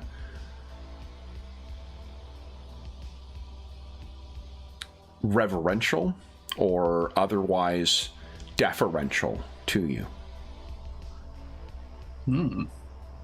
There are all sorts of legends and whatnot that spread amongst crews about what the navigators can do, particularly if they open their third eye to you. It's one of the many reasons why you would never want to really make the eye contact of it. But behind these goggled faces, you feel like there are eyes watching you the whole time you are moving through the Scrapper District. There is definitely something unsettling among the crew here. So that is what you spend your hours doing, and I'll use the Vox. My Vox speed, Captain. It's the most unusual behavior here in the Scaffers district. We'll have everyone come together and plan for the next... Yeah, because you guys are all doing this independently, kind of. So, Alessandro, is there anything you would particularly want to follow up on or investigate while doing so? No, I guess I would then be doing an active Cynician search, I think, to try and see is there anything directly influencing these people, or is this a general change in... So that will have to be something that you... Okay, I'm going to go bring her in here. I'm sorry, guys. Just she will not stop yelling at them. Honey, come here. Hey. Come here.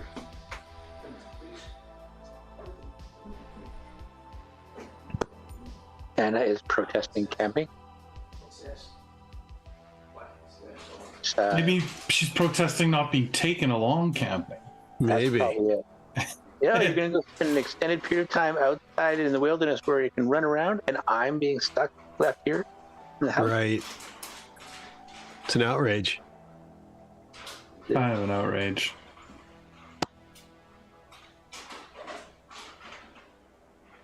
I need to get rid of the bag of these little chocolate or little candy things. Those little orange candies that I hated as a kid, I love them now, and I thought I would share them with family, and nobody likes them but me. So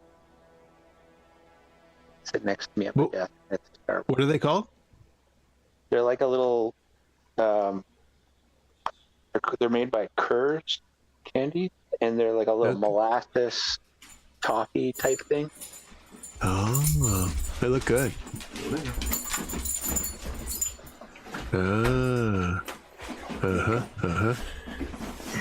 So if you're found in the morning, Dave, you're saying that we'll at least be able to tell what happened. Too many of your orange chocolates. Yeah. Yeah, that's way too many. Nice. That's way too many. So we'll tell the... Go ahead. Oh, no, go ahead. We'll tell the coroner. It's all good. We'll let them know. Go ahead, Kevin. So I was just gonna say, because I have a child, I'm loath to refer to fur babies or anything like that. But if you use the analogy of my role to Anna is as a parent, I am employing the responsibility, the strategy of all irresponsible parents, and I just got her a thing, one of her treat dispensers stuffed full of treats. So she's with us in here now and is getting more calories than she should have today. Eh? Yeah, good girl. All right, so Regis has so that's what you're able to pick up from there. And if you wish to conduct a more formal search through using Cynicians afterwards, that would be a great next step in here. You have made good progress in here as well. So, Alessandro or Godwin? Who's going to go next? Go ahead, Alexander. I can go. Okay. So remind us, what are you attempting to do? You're just trying to schmooze your way around here? Yeah, kind of. A little bit under the guise of filling the roles of some of these people that have, I'm sure with 10% of our crew or something was killed. Can't remember, 7%? Quite a lot. You have... that there would be roles in my crew that would need to be filled, and so it's sort of under the guise of that I'm going to go around, but really looking for anything suspicious. That's my plan anyway. Okay, sure. So you said what, scrutiny? Yeah. Okay, go right ahead. There we go. Of course. Yeah, want to re-roll that. Okay. I'll just re-roll it and then do the point. Come on, roll 20. Give me the big numbers. Big money. A little better. Okay. So, using scrutiny, I take it you're not actually interacting with any of the crew per se. You were just more looking to see if there's anything unusual going on in any of the many layers of the habs. Right. Okay. So, as you are doing so,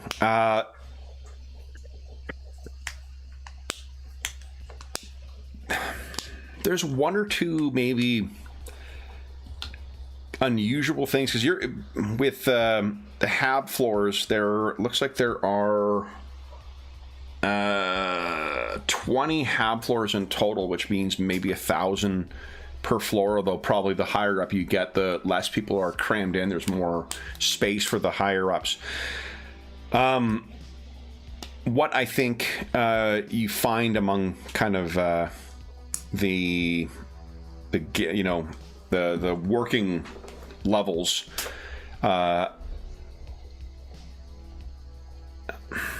it doesn't seem much out of the ordinary. You're seeing nothing that is. There's one or two things where maybe you should, you might want to follow up just to confirm on things, but largely there isn't a great deal that stands out just without interacting with the crew. Okay. And then then Godwin, we're down to you. I thought I was getting a promotion. Yeah. Lord Captain Godwin. Sounds good to me. What skill are you thinking of using? Well, I think Godwin's going to go incognito. Going to sneak around and then apply some information. Make inquiries of his own this time. I was going to make this joke with the captain if he was going to leave the crew too, but we see you open your desk and we don't see what's in there, but you say, "Now your time has come."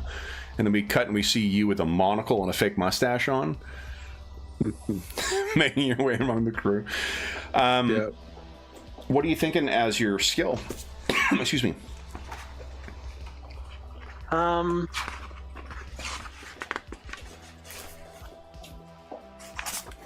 I've got inquiry or deceive kind of. Deceive I'll wait on. An opportunity if we need to improve morale, we can improve the morale in a long warp passage using deceive, but I think that might be detrimental if it fails. So I'm going to go with inquiry. Inquiry, okay? Yeah. So you're asking around in the municipal service and storage section. Go ahead and give us your check at challenging, so no modifier. No modifier. Well, I'll mention too, remember you guys can spend, if you get a success, you can spend points to increase the degrees of success. So if you wish to try and push, you are working towards a challenge here, so. Speaking of fate points, there's another use of, is to re-roll. I re-roll a terrible negative 3.5 successes, yeah. Okay. Although technically, negative 3.5 degrees of failure. Double negative. I don't think it's that. There you go. Okay. So Godwin, tell us a bit about what the municipal service and storage section would be. A combination of sections of like the filing rooms in Brazil, the film Brazil, or any other kind of dystopian thing where there's massive bunches of filing cabinets and whatnot, and archaic machines that are used. I think because of the unreliability of the machine spirits, a lot of stuff ends up being in written form because that feels like it's appropriate for the 40K universe, or on the whatever they call their techno tablets. Data slates? Switch plates? I think it's data slate. Data slate, yes, that is. Yeah, thank you. And there's partly that, and then there's also partly the service component, which would be a lot of the both the like janitorial and the feeding and whatnot. The dregs seem more likely to be where like processing places like sewage and whatnot would be. So that's sort of what you're passing through in this area, is a lot of the like places where you would store edibles, raise things like that. Oh yeah, so it seems like it's quality control, but he's really keeping an eye out for individuals acting strangely or who have strange marks. Okay. So you are asking around. Now, what you could do as well, remember, Regis was able to narrow it down to kind of a section of around 200 or so people would be working in. Yep.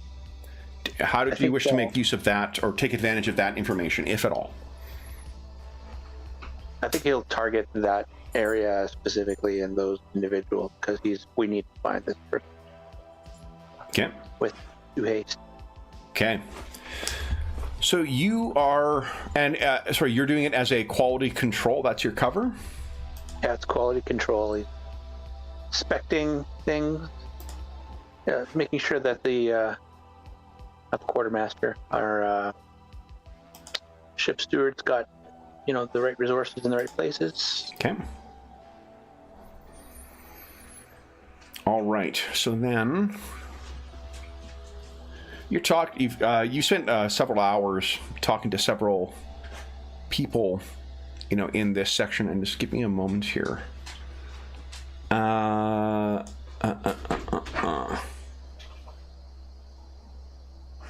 Yeah, we'll use this here. Just gonna clear out some stuff. All right. As a non sequitur, I was looking at. I mentioned I had a Barrow Maze game playing on in the background the last couple of days, and like the difference in not only our use of, but also the functionality of Roll20 from 2.5 years ago to now is it's pretty amazing to see how far the program has come and how much other stuff we take advantage of in it now. And that with 2 years of constant use of it, it was pretty interesting contrast. Mm-hmm. So,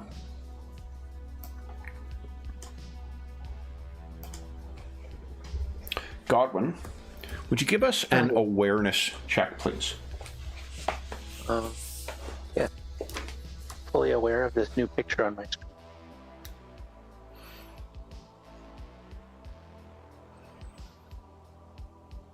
Gotta say, the 0 comes up a lot faster with a wired connection. Yeah, it's pretty awesome. Oh, that's terrible awareness. You want to fate point that? Point. Go right ahead.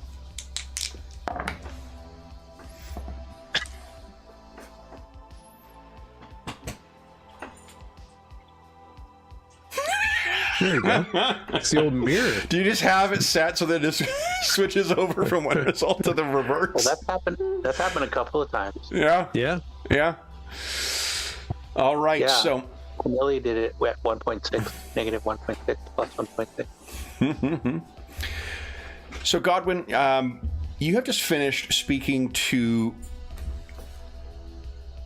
a group in. I think you're in with one of the storage units, and this is a place where they're processing meat. This is probably stuff that's being sent up to more the higher ups, like the kitchens closer to the bridge and the command crew's quarters. And this is part of the section that Regis had suspicions in. You've talked to these individuals, and you identified yourself, I take it, as the Master or the Master of Whispers? Is that what it's called? As the Seneschal. Well, Seneschal is just more of like a position. Your rank. Oh, right. That's my class. Yeah, your class, kind of your career.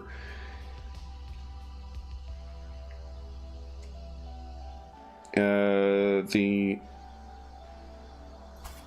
the Master of Whispers, is it not? Is that your position? Well, that's what we've been using, but it seems rather, like, hi, I'm James Bond kind of thing. Yeah, I mean, it does not matter. That would be recognized because this is more of like, okay, you must yell at the door. Just yell. Honey, come here. Oh boy, someone needs to go yell at the door. Hold on. Okay. Who are you yelling at? Hannah, there's no one there. Honey, there's nobody there. John, how do you keep changing your background? What's that? How do you keep changing your background? How do I do it? So, Jazz? Yeah, we'll chat about that later. I like the I books, use a. but maybe I could do something else. Yeah. Who are you yelling at? Yeah, I found a piece of software that sits in between the camera and whatever platform I'm on, so it's nice. You can use it with anything. I can. Let's see. It's called.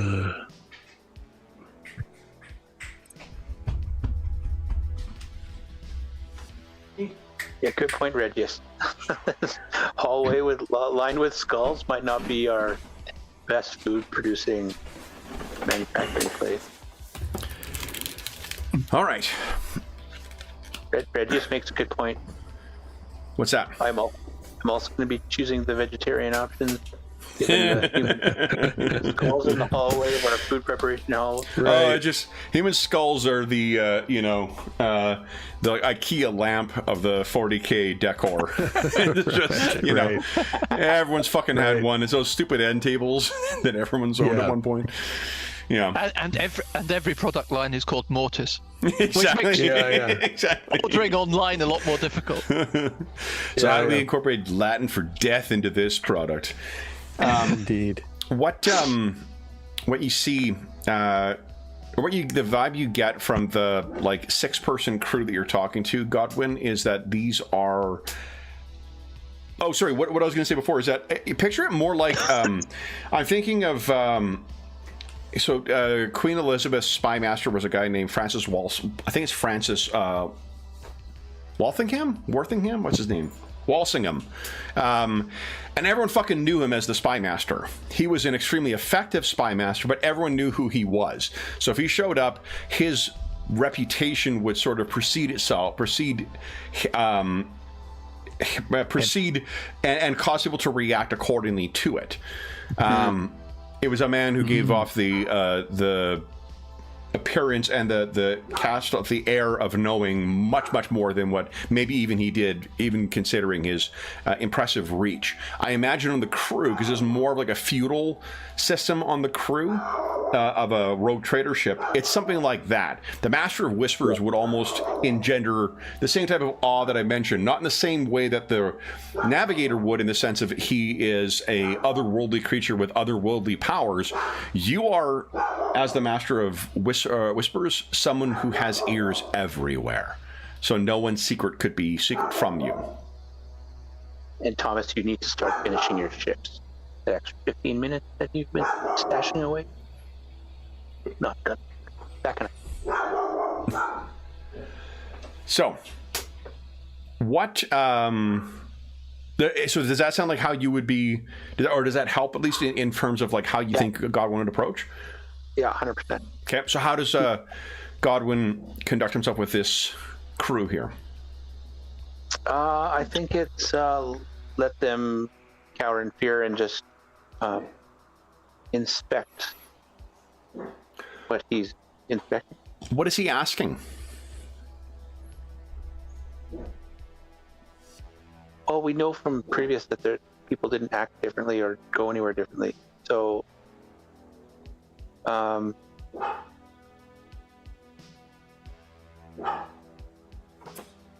maybe they'll just ask them about the morale on the ship. How are things? Okay. What they tell you is everything seems fine down here, Master. Really? Oh.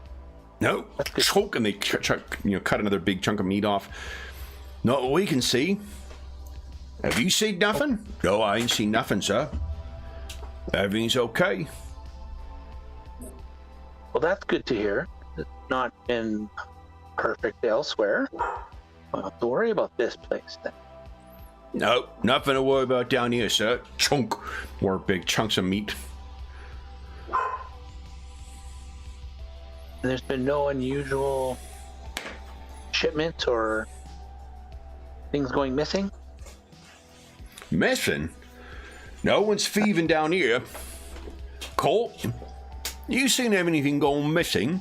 There's a guy bringing a big frozen slab of meat over. No.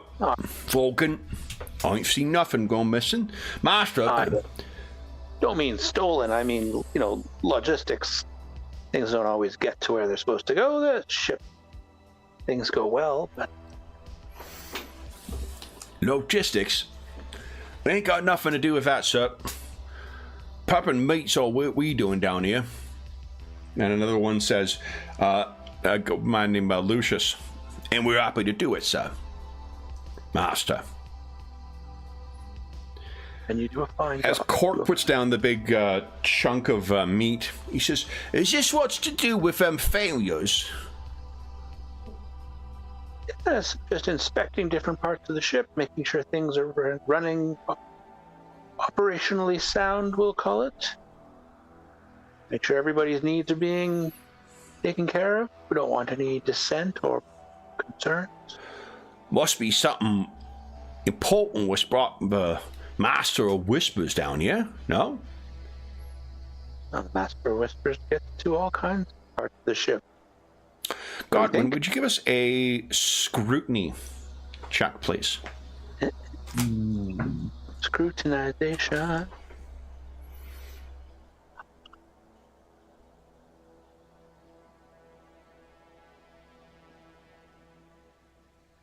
Ooh, I think that's a success, though. If that just means you rolled. Yeah, you rolled the number on the nose of what you needed. On the nose. So can I spend a point to improve that? Yes, because you did technically roll a success. Although, before you do so, let me tell you, what you've got so far. Okay. These three are being a lot less deferential to you and seem a lot less scared of you than what they should be. Your reputation is, it's the equivalent of an email with the subject line, "We need to talk tomorrow," from your boss. That's never, there's no just want to tell you what a good job you're doing, scamp. That and comes HR CC'd in it. Exactly. When you're arriving, particularly for someone as lowly as this section, they should be much more concerned than what you were doing, or the way that they're presenting themselves. Do you wish to spend any points or any fate points to gain additional information? I will go from 2 to 1. Okay. And do exactly that. So you can picture this area is not it's not a corridor like this, but this is a similar, rusted and metal and whatnot all over the place, low ceilings. It's almost like I'm picturing you can see your breath in here. It's almost like you're working in a freezer. It's like a meat locker, but a place where you're preparing. And then, of course, there are the mandatory skulls, and there's the things of the Emperor, and there's displays in here that would connect to the rest of the ship. But the way that these ones are, one of them just put down that big slab of meat and has picked up a butcher's knife of some kind, and you've seen him going in and out of the freezer that accesses that is near here. One was talking to you, and the other was working next to him when you first came in. And it seems at this moment that one is beginning to move to your left, and Court, the one who brought the meat out and picked up the big butcher's thing, he begins walking behind you, and you can't conceivably think of why someone might need a knife going out of this area. What would you like to do?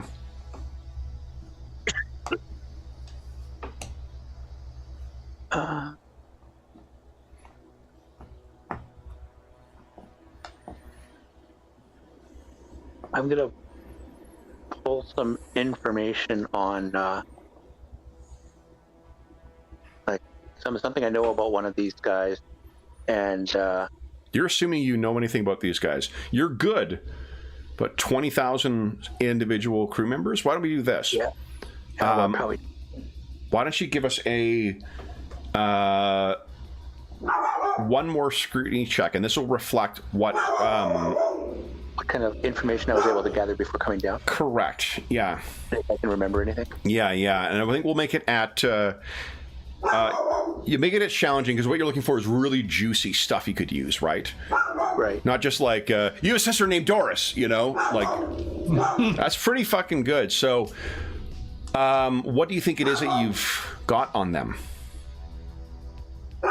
I think one of them is like, you know, got a daughter and he's the only parent who takes care of her, kind of thing. Like, Sure. Yeah. There's families that live on these ships as well. yeah. And it would be a shame if Chantel didn't have a father to come home to see her, right, Cord? So why don't you give us an... Let's see here. Intimidate? Yeah, I think intimidation. Intimidate, yeah. Check, please. And you'll get... well, it'll be contested against a will, but I'll subtract from his. I'll use your degrees of success. Subtract from his. Go ahead. That's awesome. So you fix your eye on him. He freezes in place. And kind of there's a panicked look on his face as he looks over at his Confederates, and he will be fully disarmed. Would you click on your token and click on initiative, please? The other two, they may not be so bashful. Uh-oh. Now let's see here. Good job, Godwin. You've smoked them out. I smoked out the bad guy. Hey, good luck too. Good luck, Godwin. Yes.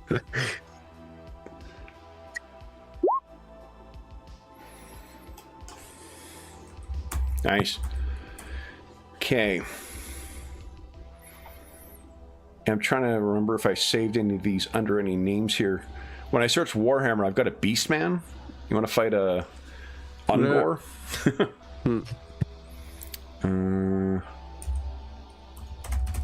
Let's try this. I think I use this guy's face for pretty much everything. Nameless. Him again. Oh, crap. Yeah, I really need to load a couple more. So we killed This him a couple guy. times. You, we meet again. Didn't I kill you? My God. I think I've killed you like 8 times already. He keeps coming back. He's effectively like the RPG equivalent of like a director's favorite actor who shows up in every fucking thing. Right. This guy shows up to kill you in every single game. Yep. Well, he's gonna be like Sean Bean in every single movie because he's gonna Yeah. die again. Yep. Let's see here. Okay.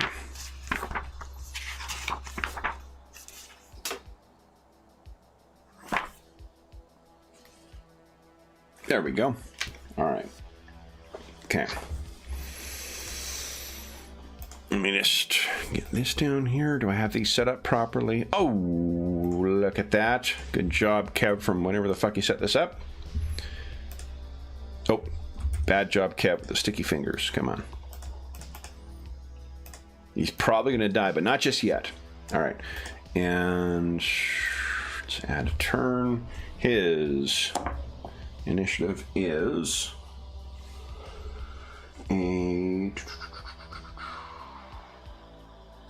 what's the agility bonus you add, right? In this game?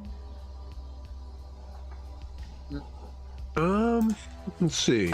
To initiative? Or is it the perception bonus? And plus the Sounds. It is agility. It is agility, okay. All right. Okay. What's your agility, Godwin? My modifier is a 3. No, your total agility. Oh, total agility 5. 35? Yeah. Okay, so you're higher than them, so you beat the tie. All right, so the other two one has like a very, very crude version, a more like working version of like a chainsword. It's not a proper chainsword with a crazy like, whatever steel tips and whatnot in it, but it's the thing of, it's kind of like a scarier version of a steak knife. And the other one just has a crude knife that he is, not crude, but like crude by comparison to like the captain's power sword or something like that. Mm-hmm. They are about a move away from you. So this round they would be able to reach where you are. Kurt is absolutely frozen in place. You invoking the threat against his family has completely taken whatever fight out of him that he may have. Okay. What are you doing? I don't carry my bolt gun around on the ship to attack big, but I do carry my best hell pistol. Heck, okay. Yeah. Yeah, so that I'm makes gonna. sense. Hell pistol comes out, and Godwin doesn't hesitate. Now let me ask you this. Hold on.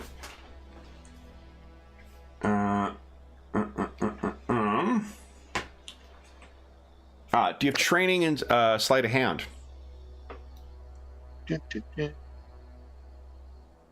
Sleight of hand. Sleight of hand? No, I do not.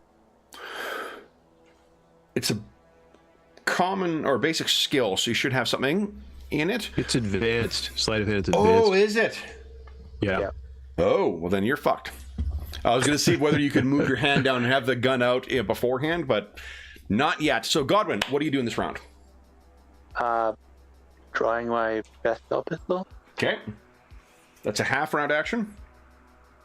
And can I take a shot? You absolutely can. All right, let's do that. Let's see here. Ready? One of them had a cleaver? One of them has a knife, and one of them has like a chain cleaver. Okay, little chain cleaver guy. Point blank? This is within 2 meters. Yeah, probably. Or you just ready your action until they're within that range, and then Zorch. So go ahead. I'll make my dodge roll. Okay. Holy shit in the head. Oh my god. Wow. 6 degrees of success square in the head. Go ahead and roll damage. Unsurprisingly, his butcher's smock offers very little protection for the head. Yeah. All right, AP 7, 6 points of damage to the head. My goodness. Yeah, so there's no multiplier of damage by hit location. So the one guy, you managed to sort of graze. It's not a killing shot, but it grazes across. Oh, hold on. What is the one where you can replace the degrees of success with your number? Yeah, rolled? that's correct. Yeah, you're right. Yep. That is... Is it the 10th digit you can replace, or the overall number? It is the attacker may choose to replace the result on a single damage dice with the number of degrees of success from his attack roll. There you go. So, Dave, that could be 10 points of damage. Oh, There yeah. you Let's go. do that. Okay. So then, would you give us a percentile roll, please?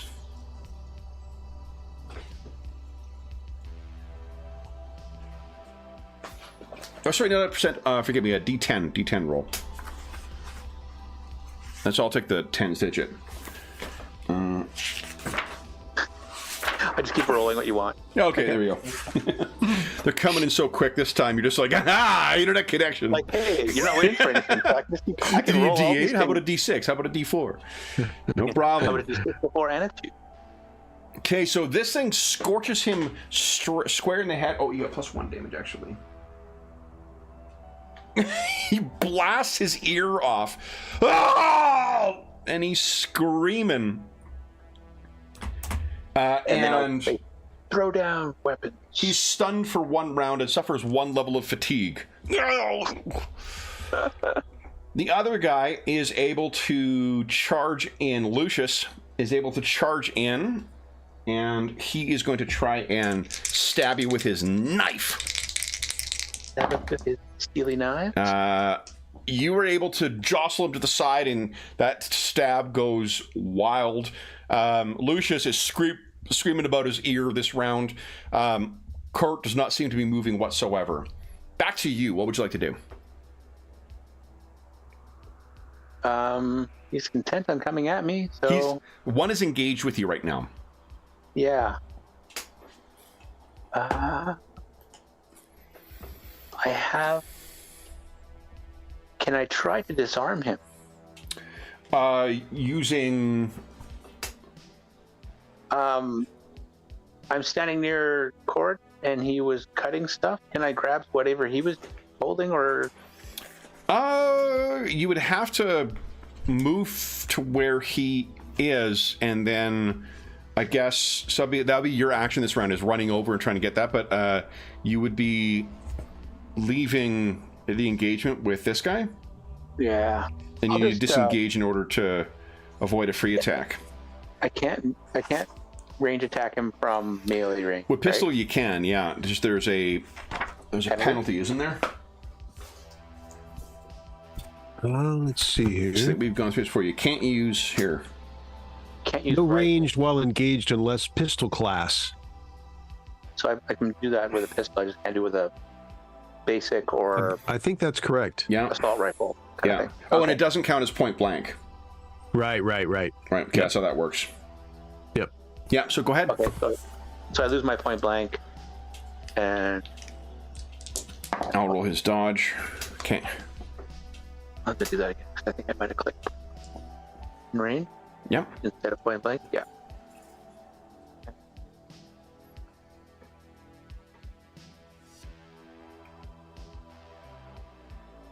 Okay, so you fires off again, but he actually is able to get out of the way of it. Scorches the floor. That's only, if you're only shooting once, that's only a half round action. You should do anything else? Yeah. Can I activate my comm? Your Vox or comm or something like that? your Vox unit. Yeah. Yeah. I'm just gonna call for the guard in the area, the MSS guard or someone in the Whew. MSS corridor. Yeah, they're not necessarily. Well, this round you're activating the Vox unit, so then it is his turn again. So the guy, Although gunfire or laser blast probably also another thing. maybe there's a lot of heavy bulkhead around. So this guy tries to stab you once again. That is a miss once again. Oh wait, he could do all-out attack, couldn't he? Yeah, probably. Yeah. Oh, Or yeah. aim. Yeah. He aim. All out attack.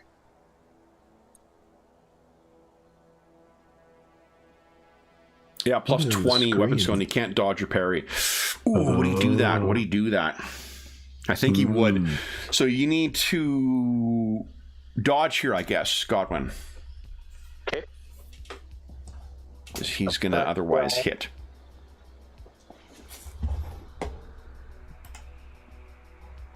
Where is my dodge? Under your... I think it's on the combat page. Somewhere. What are you looking for, Dave? Dodge. Dodge? Oh, yeah. I think it is on. Armor. Do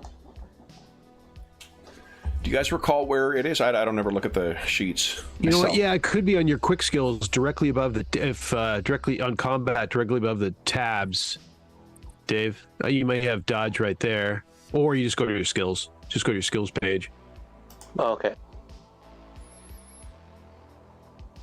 But there's quick skills available. You can program. Dodge is a good one for on your combat page if you want. Yeah, I'll do that. Oh. You want to fate point that? Yeah, I think I'll use my last one Okay. to redodge. Dodger.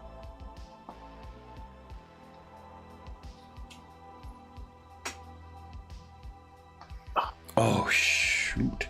Okay. Trouble. So, hit location is your left leg. Do you have any armor in your left leg? Back to the combat tab. Left leg, I have armor. It says 3 and then 6. Sorry, there's just... It says left leg 3 and then 6 below it. I don't know. Oh, yeah. So 6 is the total. That's 3 armor plus your 3. Your toughness, I'm assuming, is a 30 or in the 30s. Okay, yeah. All right. My toughness. Okay.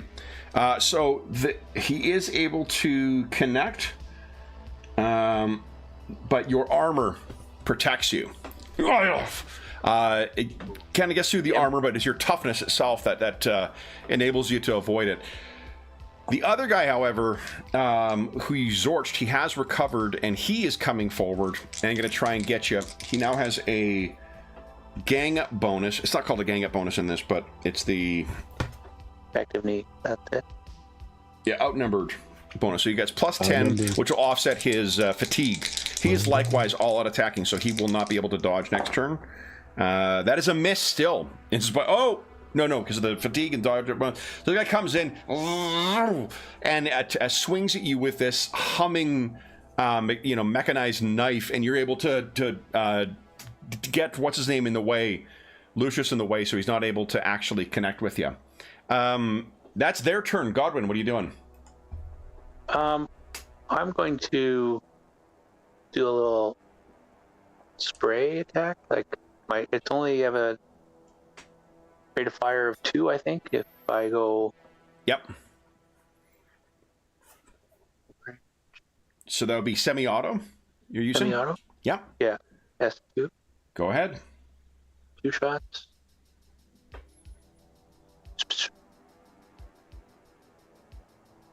Come on, Zorch. Nice. Outstanding. They cannot dodge.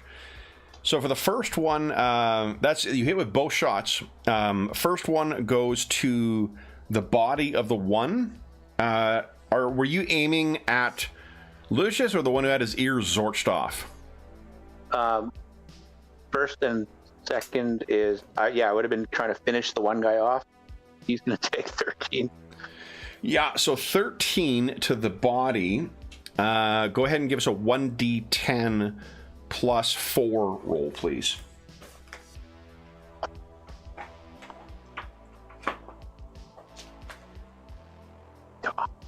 Okay.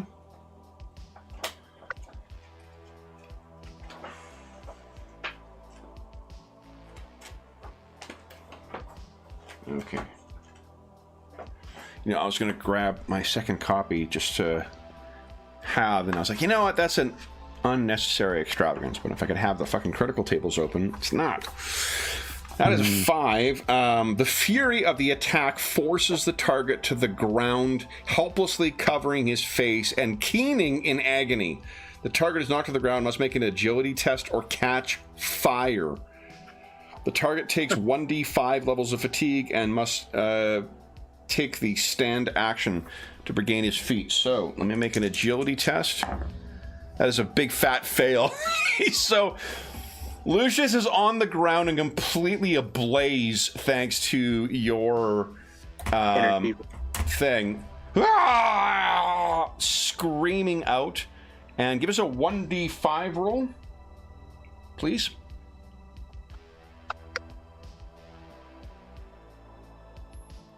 Yeah, that is before passing out.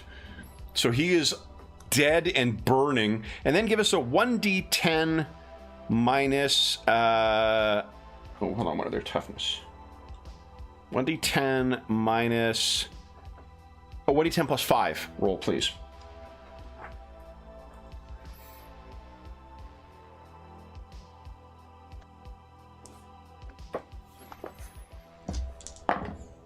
Okay. That hits him in the leg, and a 6. Boy, getting those 1s out of the way, huh? Yep. The attack burns the target's foot, charring the flesh and emitting a foul aroma. The target must make a successful toughness or lose the foot. Goodbye, foot. So he has zorched his ear off, and then he has zorched his foot off. And that's enough for him to pass out when he hits the ground. So then you turn to where Court is standing, and his hands are up.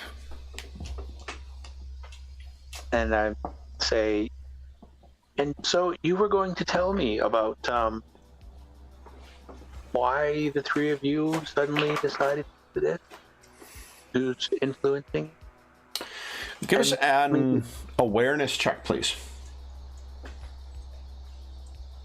And then call for help. Oh, and this one will be routine, plus 20.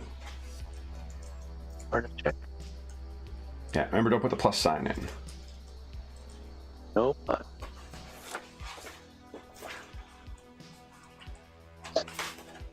Whoa! What did I roll? An 11. Okay. So then you are able to so I'm looking just for a table here that I needed. Oh, that fourth guy around the corner, that was... Yeah, actually you do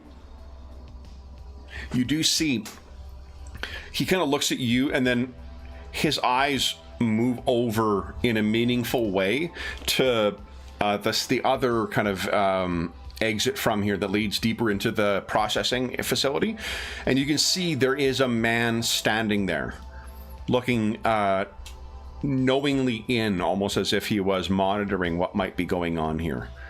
You lock eyes with this man, and you can tell there is a look of wild-eyed madness in him. This is certainly someone that the twist catcher would be interested in speaking to. You will have a chance to take an action before he runs. He's on the other side of kind of a porthole right now, looking in. But it's through a door that you could go through. And I think with an awareness, you're fairly certain this is I think did a diligent search for the team leads here, knowing that it was a team kind of lead who led the last effort at sabotage. This is one of the team leads that you saw, one of the faces you viewed on your data slate before you came down here. Okay. So I have an action before he bolts? You do have a full round of actions, yeah. Okay. Can I aim and take a called shot at his leg? I think it's a porthole he's kind of looking through, right? So he's actually physically not in there. Yeah, he's not quite in the room right now. But your hell pistol, certainly with an AP7, is going to probably blast through that glass if you chose to. Yeah, I'm going to take a shot. Okay.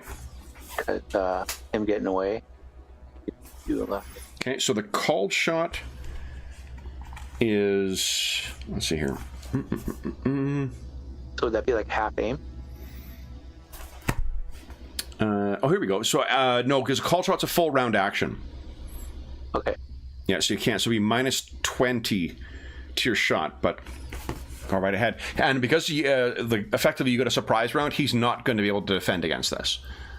So, so long as you hit. Range, short? Short range, yeah, not point blank.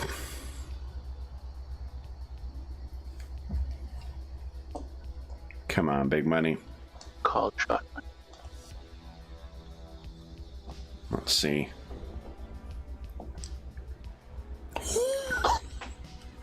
So we ignore the hit location. Go ahead and roll damage.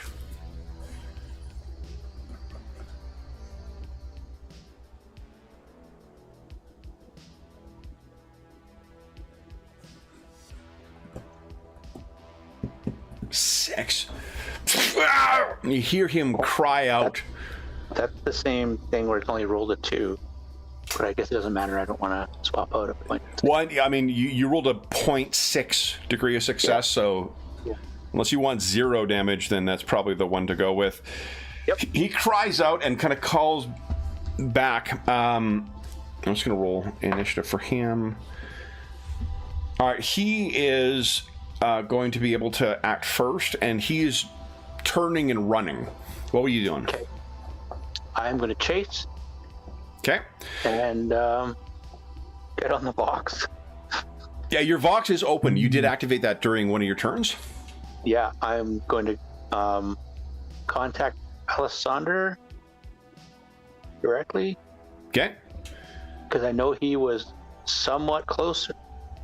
So again, we're in 6-second rounds here. So you got Alessander, I found him. Okay. Doris, you're able to get to the door and you throw it open. He's running down a long enough corridor that you'll be able to get a single shot, but it will, if you miss, he'll be able to get more distance away from you. If I keep running, I can keep that distance You short. can keep chasing him, yeah. It's just that you will not, yeah. Yep. Just going to chase instead? Okay, then. Yeah. Why don't we roll? Let's see here. Contested. All right. Not climb. Hold on, there is not cool. It is. There's like an endurance type skill in this, isn't there? I thought that there.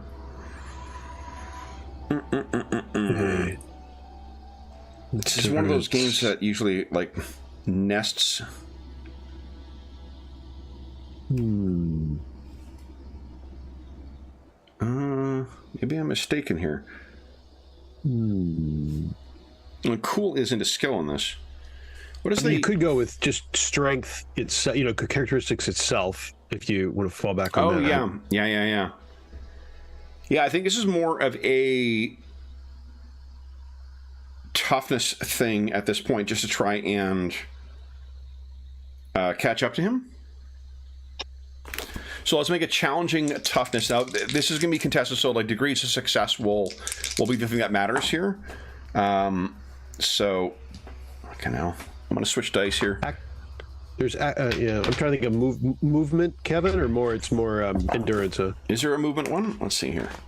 There's acrobatics. Like your movement isn't a stat that would translate well to tests. Yeah. Right, because it's acrobatics, but that's advanced. Yeah, and acrobatics also. You guys aren't like John Wooing your way through this. You're just trying to catch up to the person. Yeah. Yeah. Pushing the body.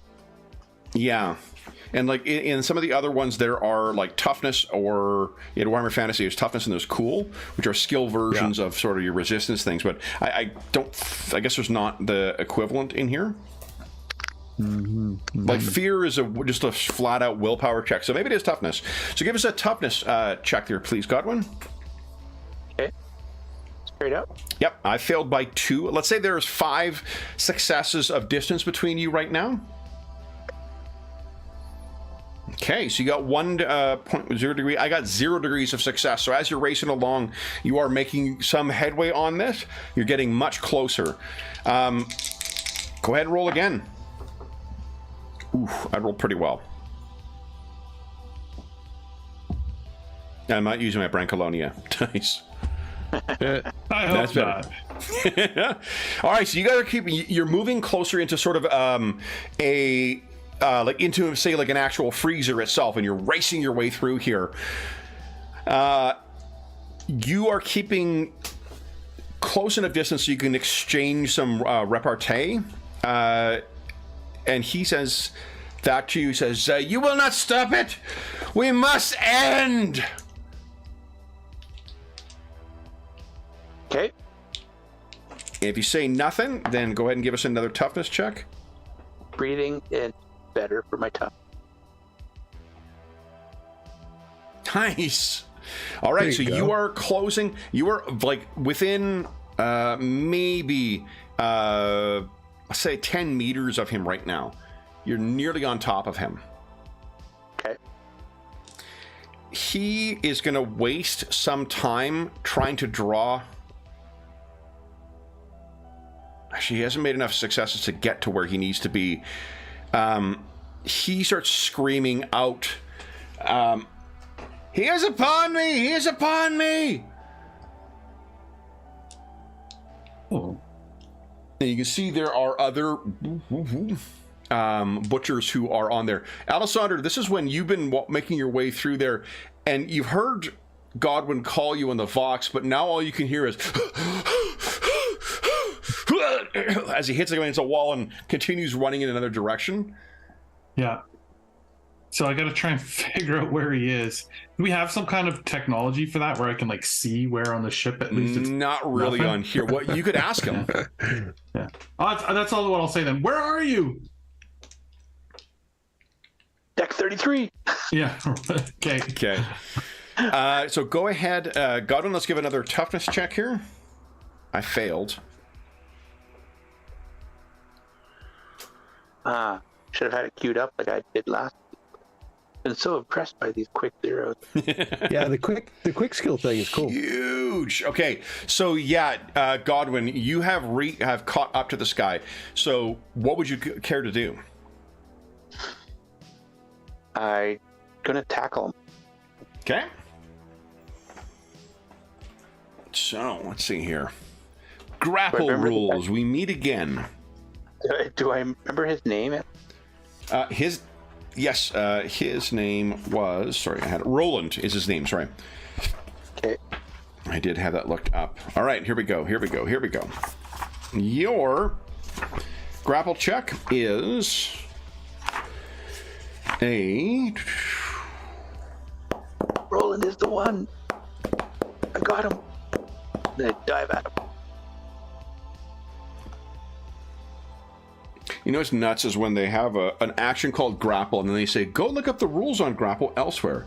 Like, hey, Buck, don't make me grapple with you. Like, come on. Right. Maybe that's what that was intended as. Yeah, Exactly. Grapple with this rule. Setting up jokes for hack DMs to make. I completely agree. All right, so you make a weapon skill test as normal.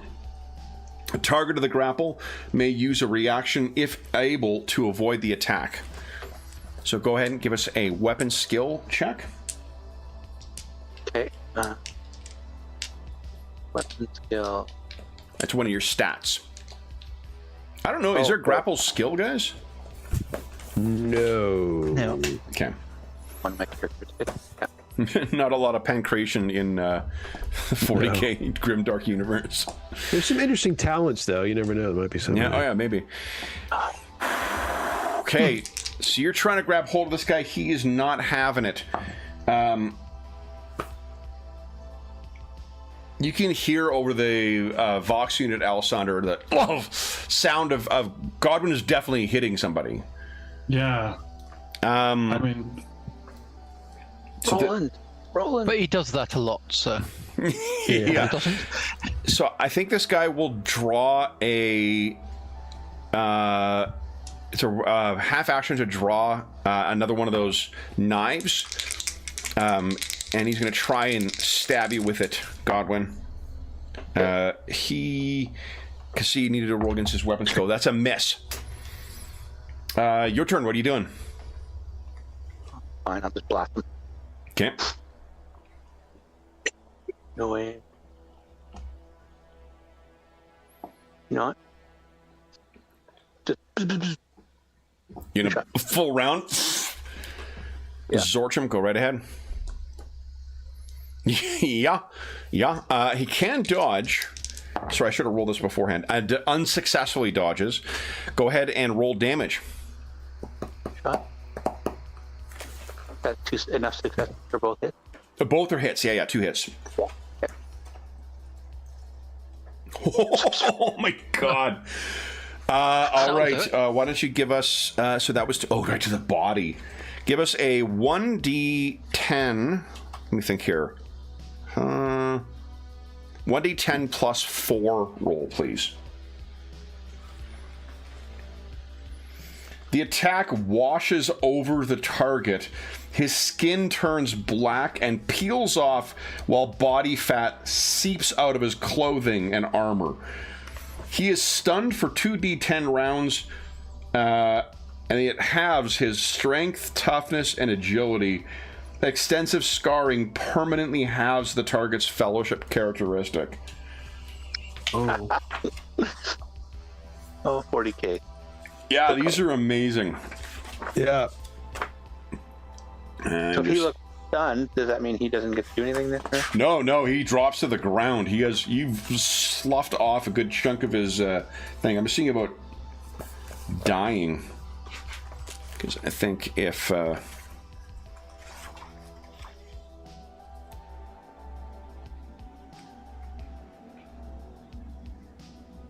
Okay.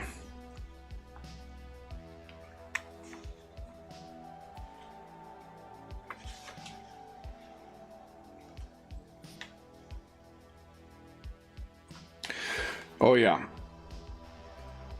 Yeah, so he hits the ground, and there's just giant scorch marks where his face or his body and whatnot used to be.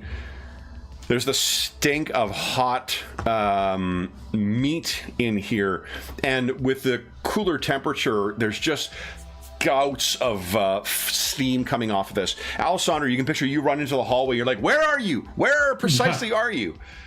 Godwin, what do you say? Quick glance around. He's like, deck 33, hall 12, near hatch 14B. And you can picture there's sort of all those butchers and whatnot with it who had picked up kind of knives to see when he called out for help. A single look with that hell pistol in your hand is enough to dissuade all of them. They all look at one another and then immediately go back to work. They back to work. They didn't do it, but that's it. Yeah. And so he's dead or dying? No, he is dead. Okay. So, with that, what happens next, guys? Everyone has finished their times of investigations. Let's have you guys back and debriefing. And you can feel free to bring anyone in. So, what does everyone bring to the Lord Captain's attention?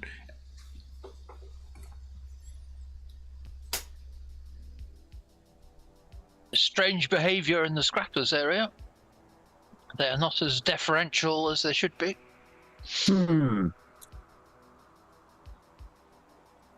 But they didn't, you feel they didn't know anything? I don't know, they were just lacking.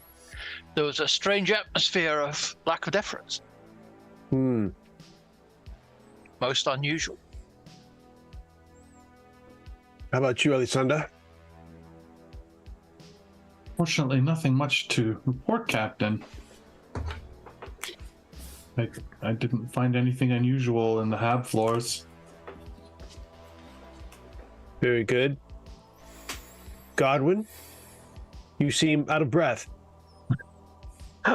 You can assume you have... I mean, I imagine that Godwin would have brought this directly to your attention. Will you assume this kind of happened right near the end of day for everyone? Yeah. Okay.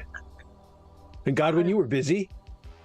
I was in municipal service storage and spoke with a few fellows who were, as Reggie has put it, not as deferential. Although in my case, I expect more. None of that. In fact, they had pulled knives and were going to do some additional butchering, which I took no kindly to. And yes, we're down a few butchers. And the parent mastermind who was watching, I chased him down and he wouldn't. Unfortunately, succumbed to questioning. Wouldn't allow it. So, no, in the morgue. Had you told me there were 3 originally that you were questioning?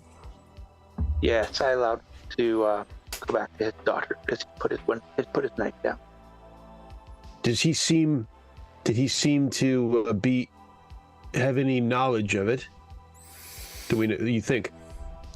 What you can assume, Godwin, is that you questioned him, having threatened him into utter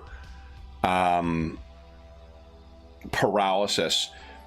You are free to ask him whatever you wish. So we could maybe, like, if you said you let him go, Godwin makes that comment, and in the film version, as we would, cut to or flash back to him in Godwin's interrogation. Yeah, he's free. He's no longer a concern, and yeah. Do you wish to ask any questions of him, Godwin? Feel free to interrogate him as much. You've got anything he knows, he will answer. Yeah. What did Roland tell you? Why did he put you up to this? Or... I can't. I can't rightly say, Master. It made so much sense when he said it. What did he say? How did it make sense? He said we needed to end a whole mess of people in the Traders District. He just says, the way he said it, it's like, oh, I was a thirsty man. And he just says, drink this, drink water, and you'll feel better. And it made sense, just like that. He says, poison them. Is this new? Has he ever said anything like this before? No, that's madness. And I sees it as it now, sir. Master, I would never have done such things, but it was as if I was a different person. I saw it as the most reasonable and obvious thing to do, to poison those people. And did you poison those people? Has the food already been shipped? It would have been in their evening meal, sir. Still in that locker that the other guy, whatever his name was, kept going into? You can still stop it, sir. The meat's not yet gone out. Weeze was still preparing it. And if you look in, it's somewhere in the neighborhood of between 200 and 600 people that would have been served with this. Lethal doses. Was there anybody else in on this besides Roland and the three of you?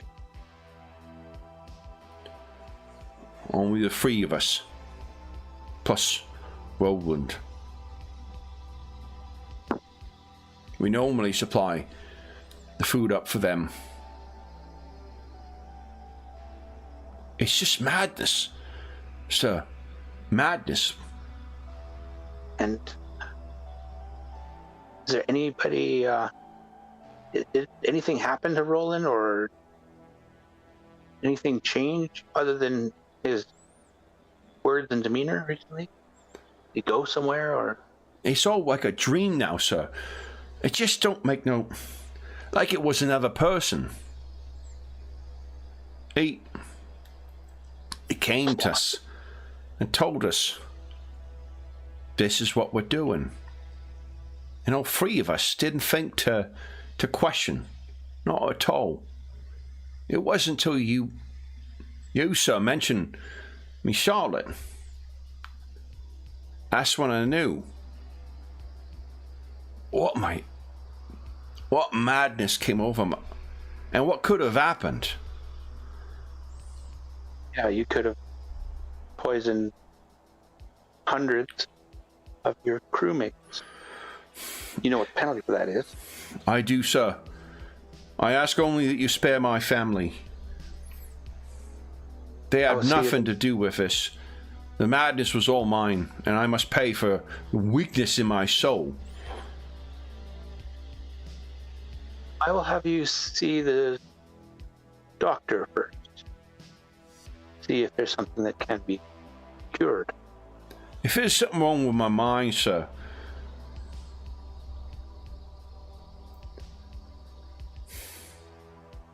perhaps I might see Brother Echo. I don't know these things. They're not my information. Is my trade, and I will have more information over this before you pass. And I will see that your daughter is taken care of. Thank you, sir. You are most generous in your judgment and your justice. Brother Echo, remember, is the Twitch catcher. Misty? And so I'll report all of this to Sure. So this is what is being reported to you, Captain. Thunder and Radius. And I take it we were able to stop the meat in time, Godwin? Yes, it's all been incinerated. Very good. Okay, no. Well, the positive is that the next attack was thwarted. The negative is that we still don't have a good handle on how exactly it happens. Like who will even the next one be, and how to put an end to it. Yes, it seems this was abhorrent behavior even for Roland. And the men that were following him don't seem like they were the types to conspire, and just seems like there's another force at play here, Captain. Things that I'm not.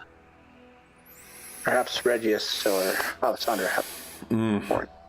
Perhaps there may be a moment, Captain, in an uncharacteristic self-reflective moment, perhaps, where you recall being utterly under the thrall of Lady Ash, and how powerful Psyker's mind can be. Yes, I mean, no question really that that there is something else afoot here. Even if there was some, in the case of sedition on board, it's too strange. It doesn't match that. I mean, all these disparate individuals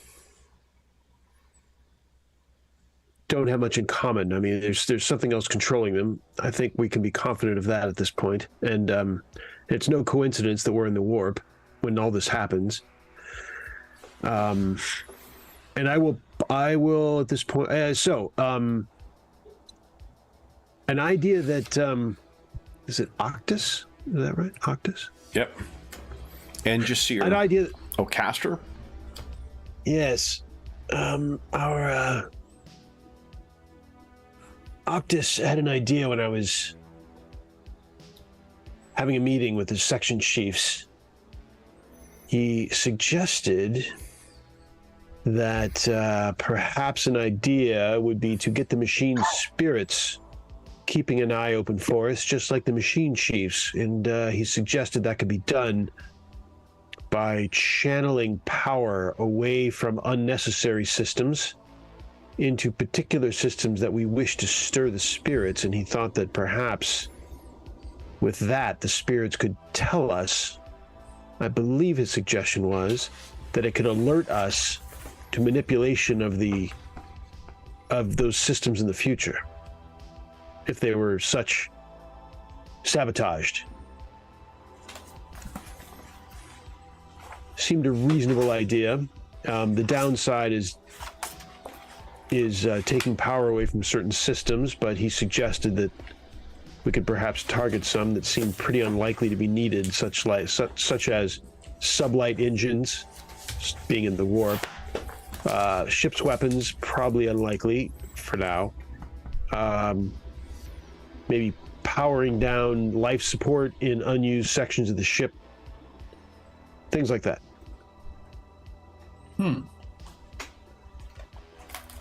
Seemed a good thought. I told him I would cogitate. on it. He seemed pleased at that.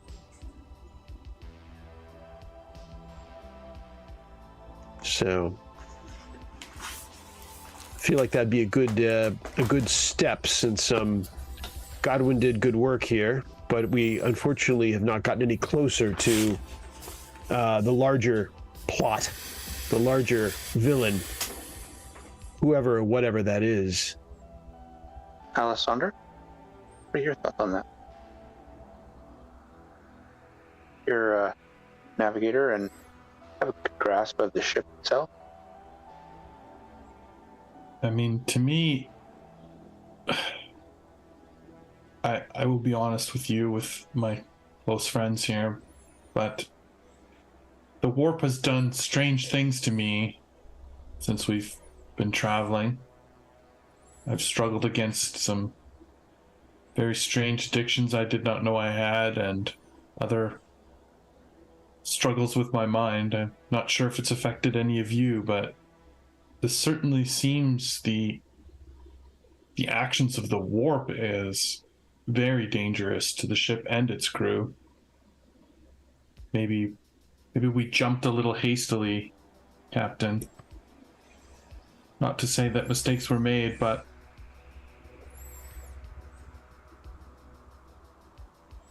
there is some danger in it.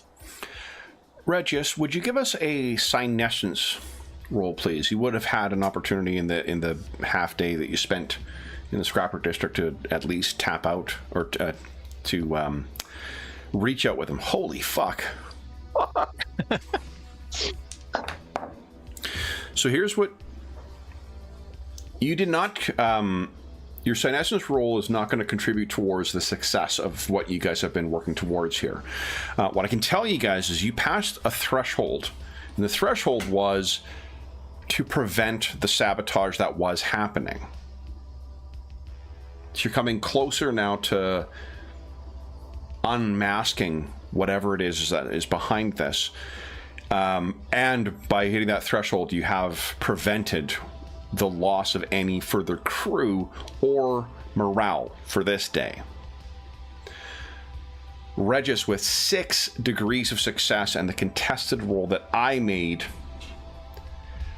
you're still not able to locate where on the ship because of the impact of the Geller field, the presence of the warp outside, and then there are a lot of other psychics on board as well, not the least of which is yourself and Lady Ash. But what you can feel, it is not manifest and present. One of the things that, any kind of ambushing predator will do, the prey typically has the advantage of numbers. So the predator must be careful in its efforts to attack the prey.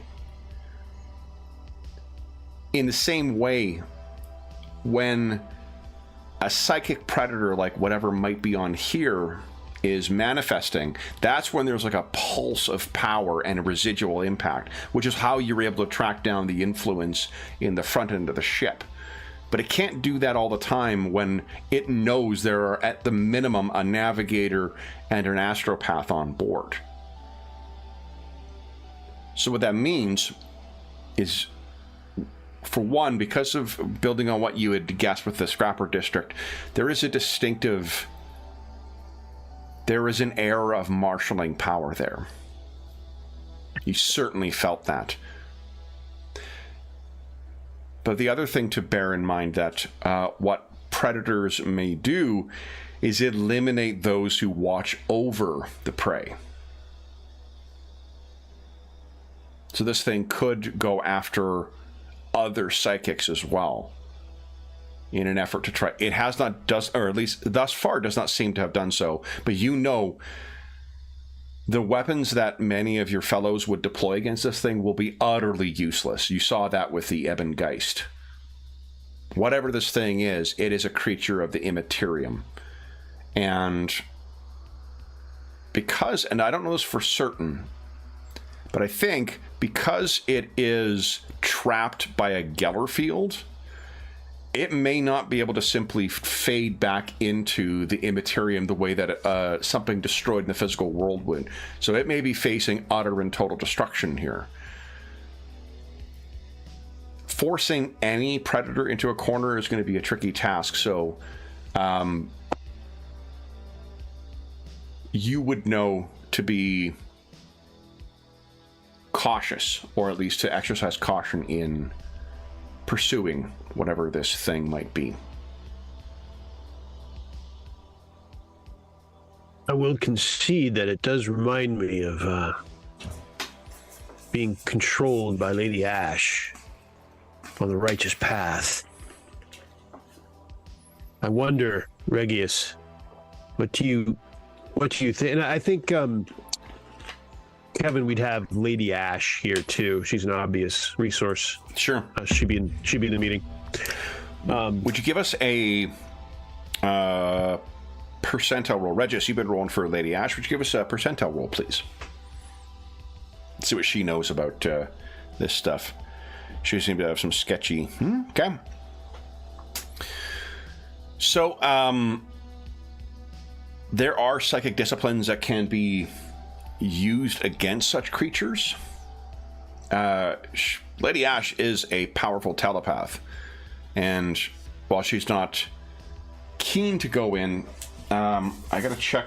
Depending on the nature of this thing, she may have gifts that are usable against this thing.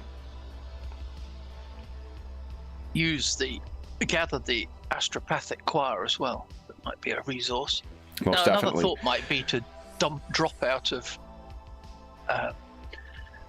warp and drop the Gellerfield and give it a route to escape, to use the analogy that you had before. Oh, interesting. What she can tell you is what she asks, I guess, first is, Lord Captain, you know your ship best. The locations that were struck, the people taken, are they vital to you? Are they vital to the function of this vessel? I mean, the crew needed to eat in that sense, so it's pretty vital. What were the other ones, Kevin? Did you tell me? Yeah, so they're just, it's a bunch of crew members who died. There's nothing else that sabotaged. It was just deaths caused by misfortune in these different areas. And yeah, if they were intent on poisoning everyone in the ship, they certainly could have done that, but they seem to only target one small group of people. So they seems like a fairly basic predator. Mm-hmm. Not necessarily the smartest tool in the box. Powerful, but... Well, and these creatures, I cannot speak to how one death is better than another, but these creatures are fueled most often by negative experiences and emotions: terror, pain, anguish, sorrow, despair. They're as feasts to such things. It seems that each of these are not good deaths. Freezing, burned by radiation, suffocating, agonizing poison. None of these are fatal strokes, but small ways of driving the fear, paranoia, and suspicion in your crew. A feast for a creature that feeds on such things. I could order the crew to be happy at all times. I don't doubt that you could do so. You could have a vox panel of pleasing music, sounds of waterfalls and raindrops. What is the Korean word for Mortis Probati? You got Black me. pig. You got Dear me there. leader, Captain, Lord Captain. We could have an extra helping of dessert at meals. This thing seems not to be feeding on death. Put most plainly, Captain.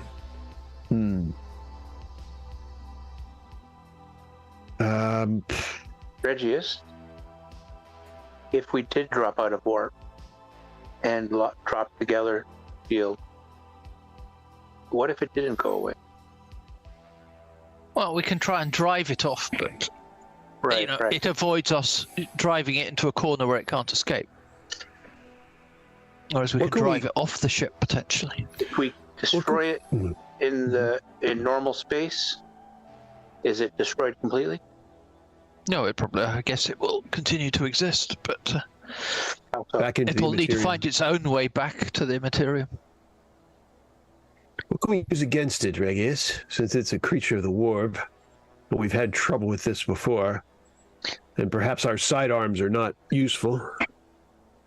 I'm guessing we need to speak to Lady Ash as to how we could use the choir potentially to make it being on the ship intolerable. Maybe there's something they can do. Indeed, because we don't have. We have quite a bit on the ship, but I'm not sure we have anything. Because that's my not the problem. I material. just think if we just drive it away, it'll just get stuck at one end of the ship, as far away from the choir as possible. Whereas if we No, it's don't have the good shield up, then it'll maybe choose the easier option to leave. a good thought. Choose to come back. Well, then we get into warp as fast as we can. Let me check one thing quickly here, guys. Because I think... I guess what Godwin's getting at is like, so one of the things Kev says, if we destroy it in the warp, it's gone. But if we destroy it elsewhere, it could come back. Well, it'll typically- come back somewhere in that bit of space. I mean, the warp is full of these things, right? Yeah. Absolutely Yeah. chocker. Yeah, yeah. So it's not, It not strikes- important that we destroy it, essentially. Yeah, I Probably mean, you kill not. one and there's I another think. infinite It's- number of them out there. It strikes me as we ran into a wolf in the warp forest, if you will. If we just drive it off, I'm hopeful it won't. It isn't actually attached to us as per se. It found its way into our ship and causing mischief. But if we just get it to go back into the warp, that we'll be done with it. Let me check one thing. I'm checking one mechanic. I want to make sure I'm not misrepresenting something here. I mean, destroying it would be optimal, but we don't know that we can. Or what it'll cost to do it. Indeed. Something we may want to address in the future is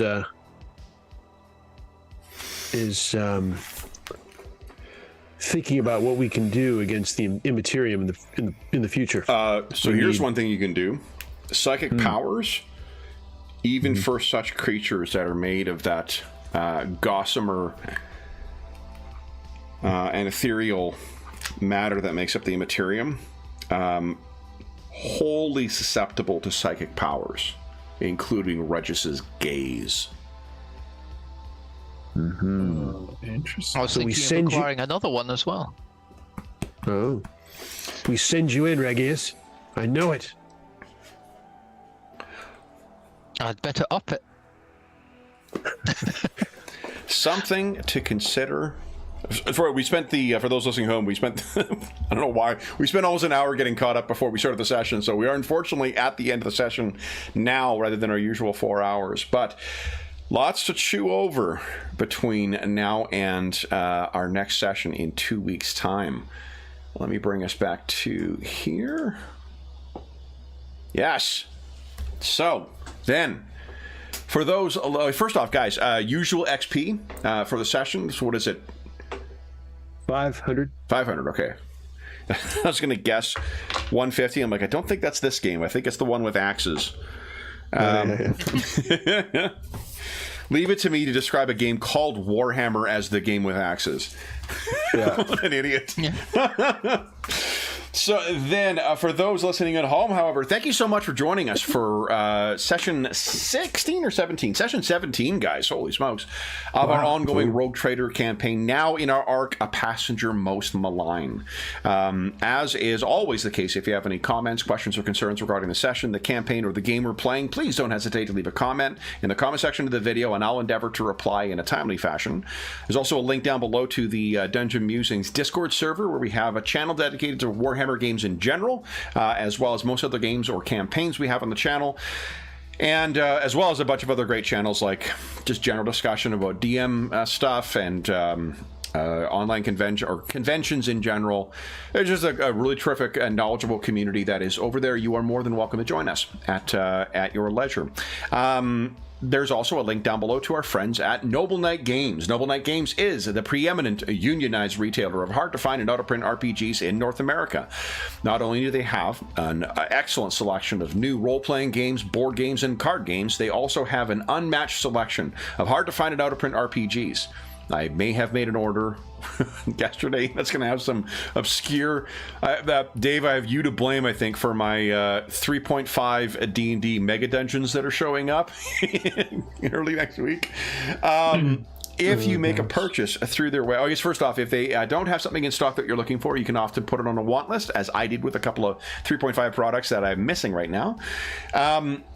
And if you make a purchase of $10 or more through their website, you can enter the code FALLMUSER, all caps, all one word, and you will save yourself 10% on your purchase. If you did try that, I should say, Wednesday I first announced it. Unfortunately, there was a bit of a slip of a keyboard when they were setting up the discount code. So the discount code was set to expire not in January 2024, it was set to expire in January 2023.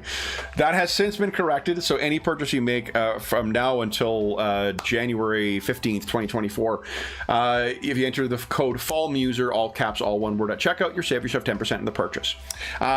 In addition, there's a link down below to something called Heroes Save Villages. That is the charity fundraising campaign we run on the channel. It benefits the SOS Children's Villages International Charity, a really amazing organization active in over 130 countries, benefiting over 80,000 orphaned and abandoned children, including, at the time of recording, ongoing relief efforts in Ukraine, Morocco, and I believe they're going to be going into Afghanistan after the earthquake from last weekend. There is, you can find more information about SOS Children's Villages International by following that link, and you can also find, first off, any donations that go through that link go directly to them. None of it goes to any middleman or to the channel. It all goes to help out the kids who benefit from their services. If you, as a small way of saying thank you, if you have donated $10 or more since June 1st, 2023, head on over to the Charity Initiatives channel on the Dungeon Musing Discord servers, Dungeon Musing Discord server, which again is a link in the description below.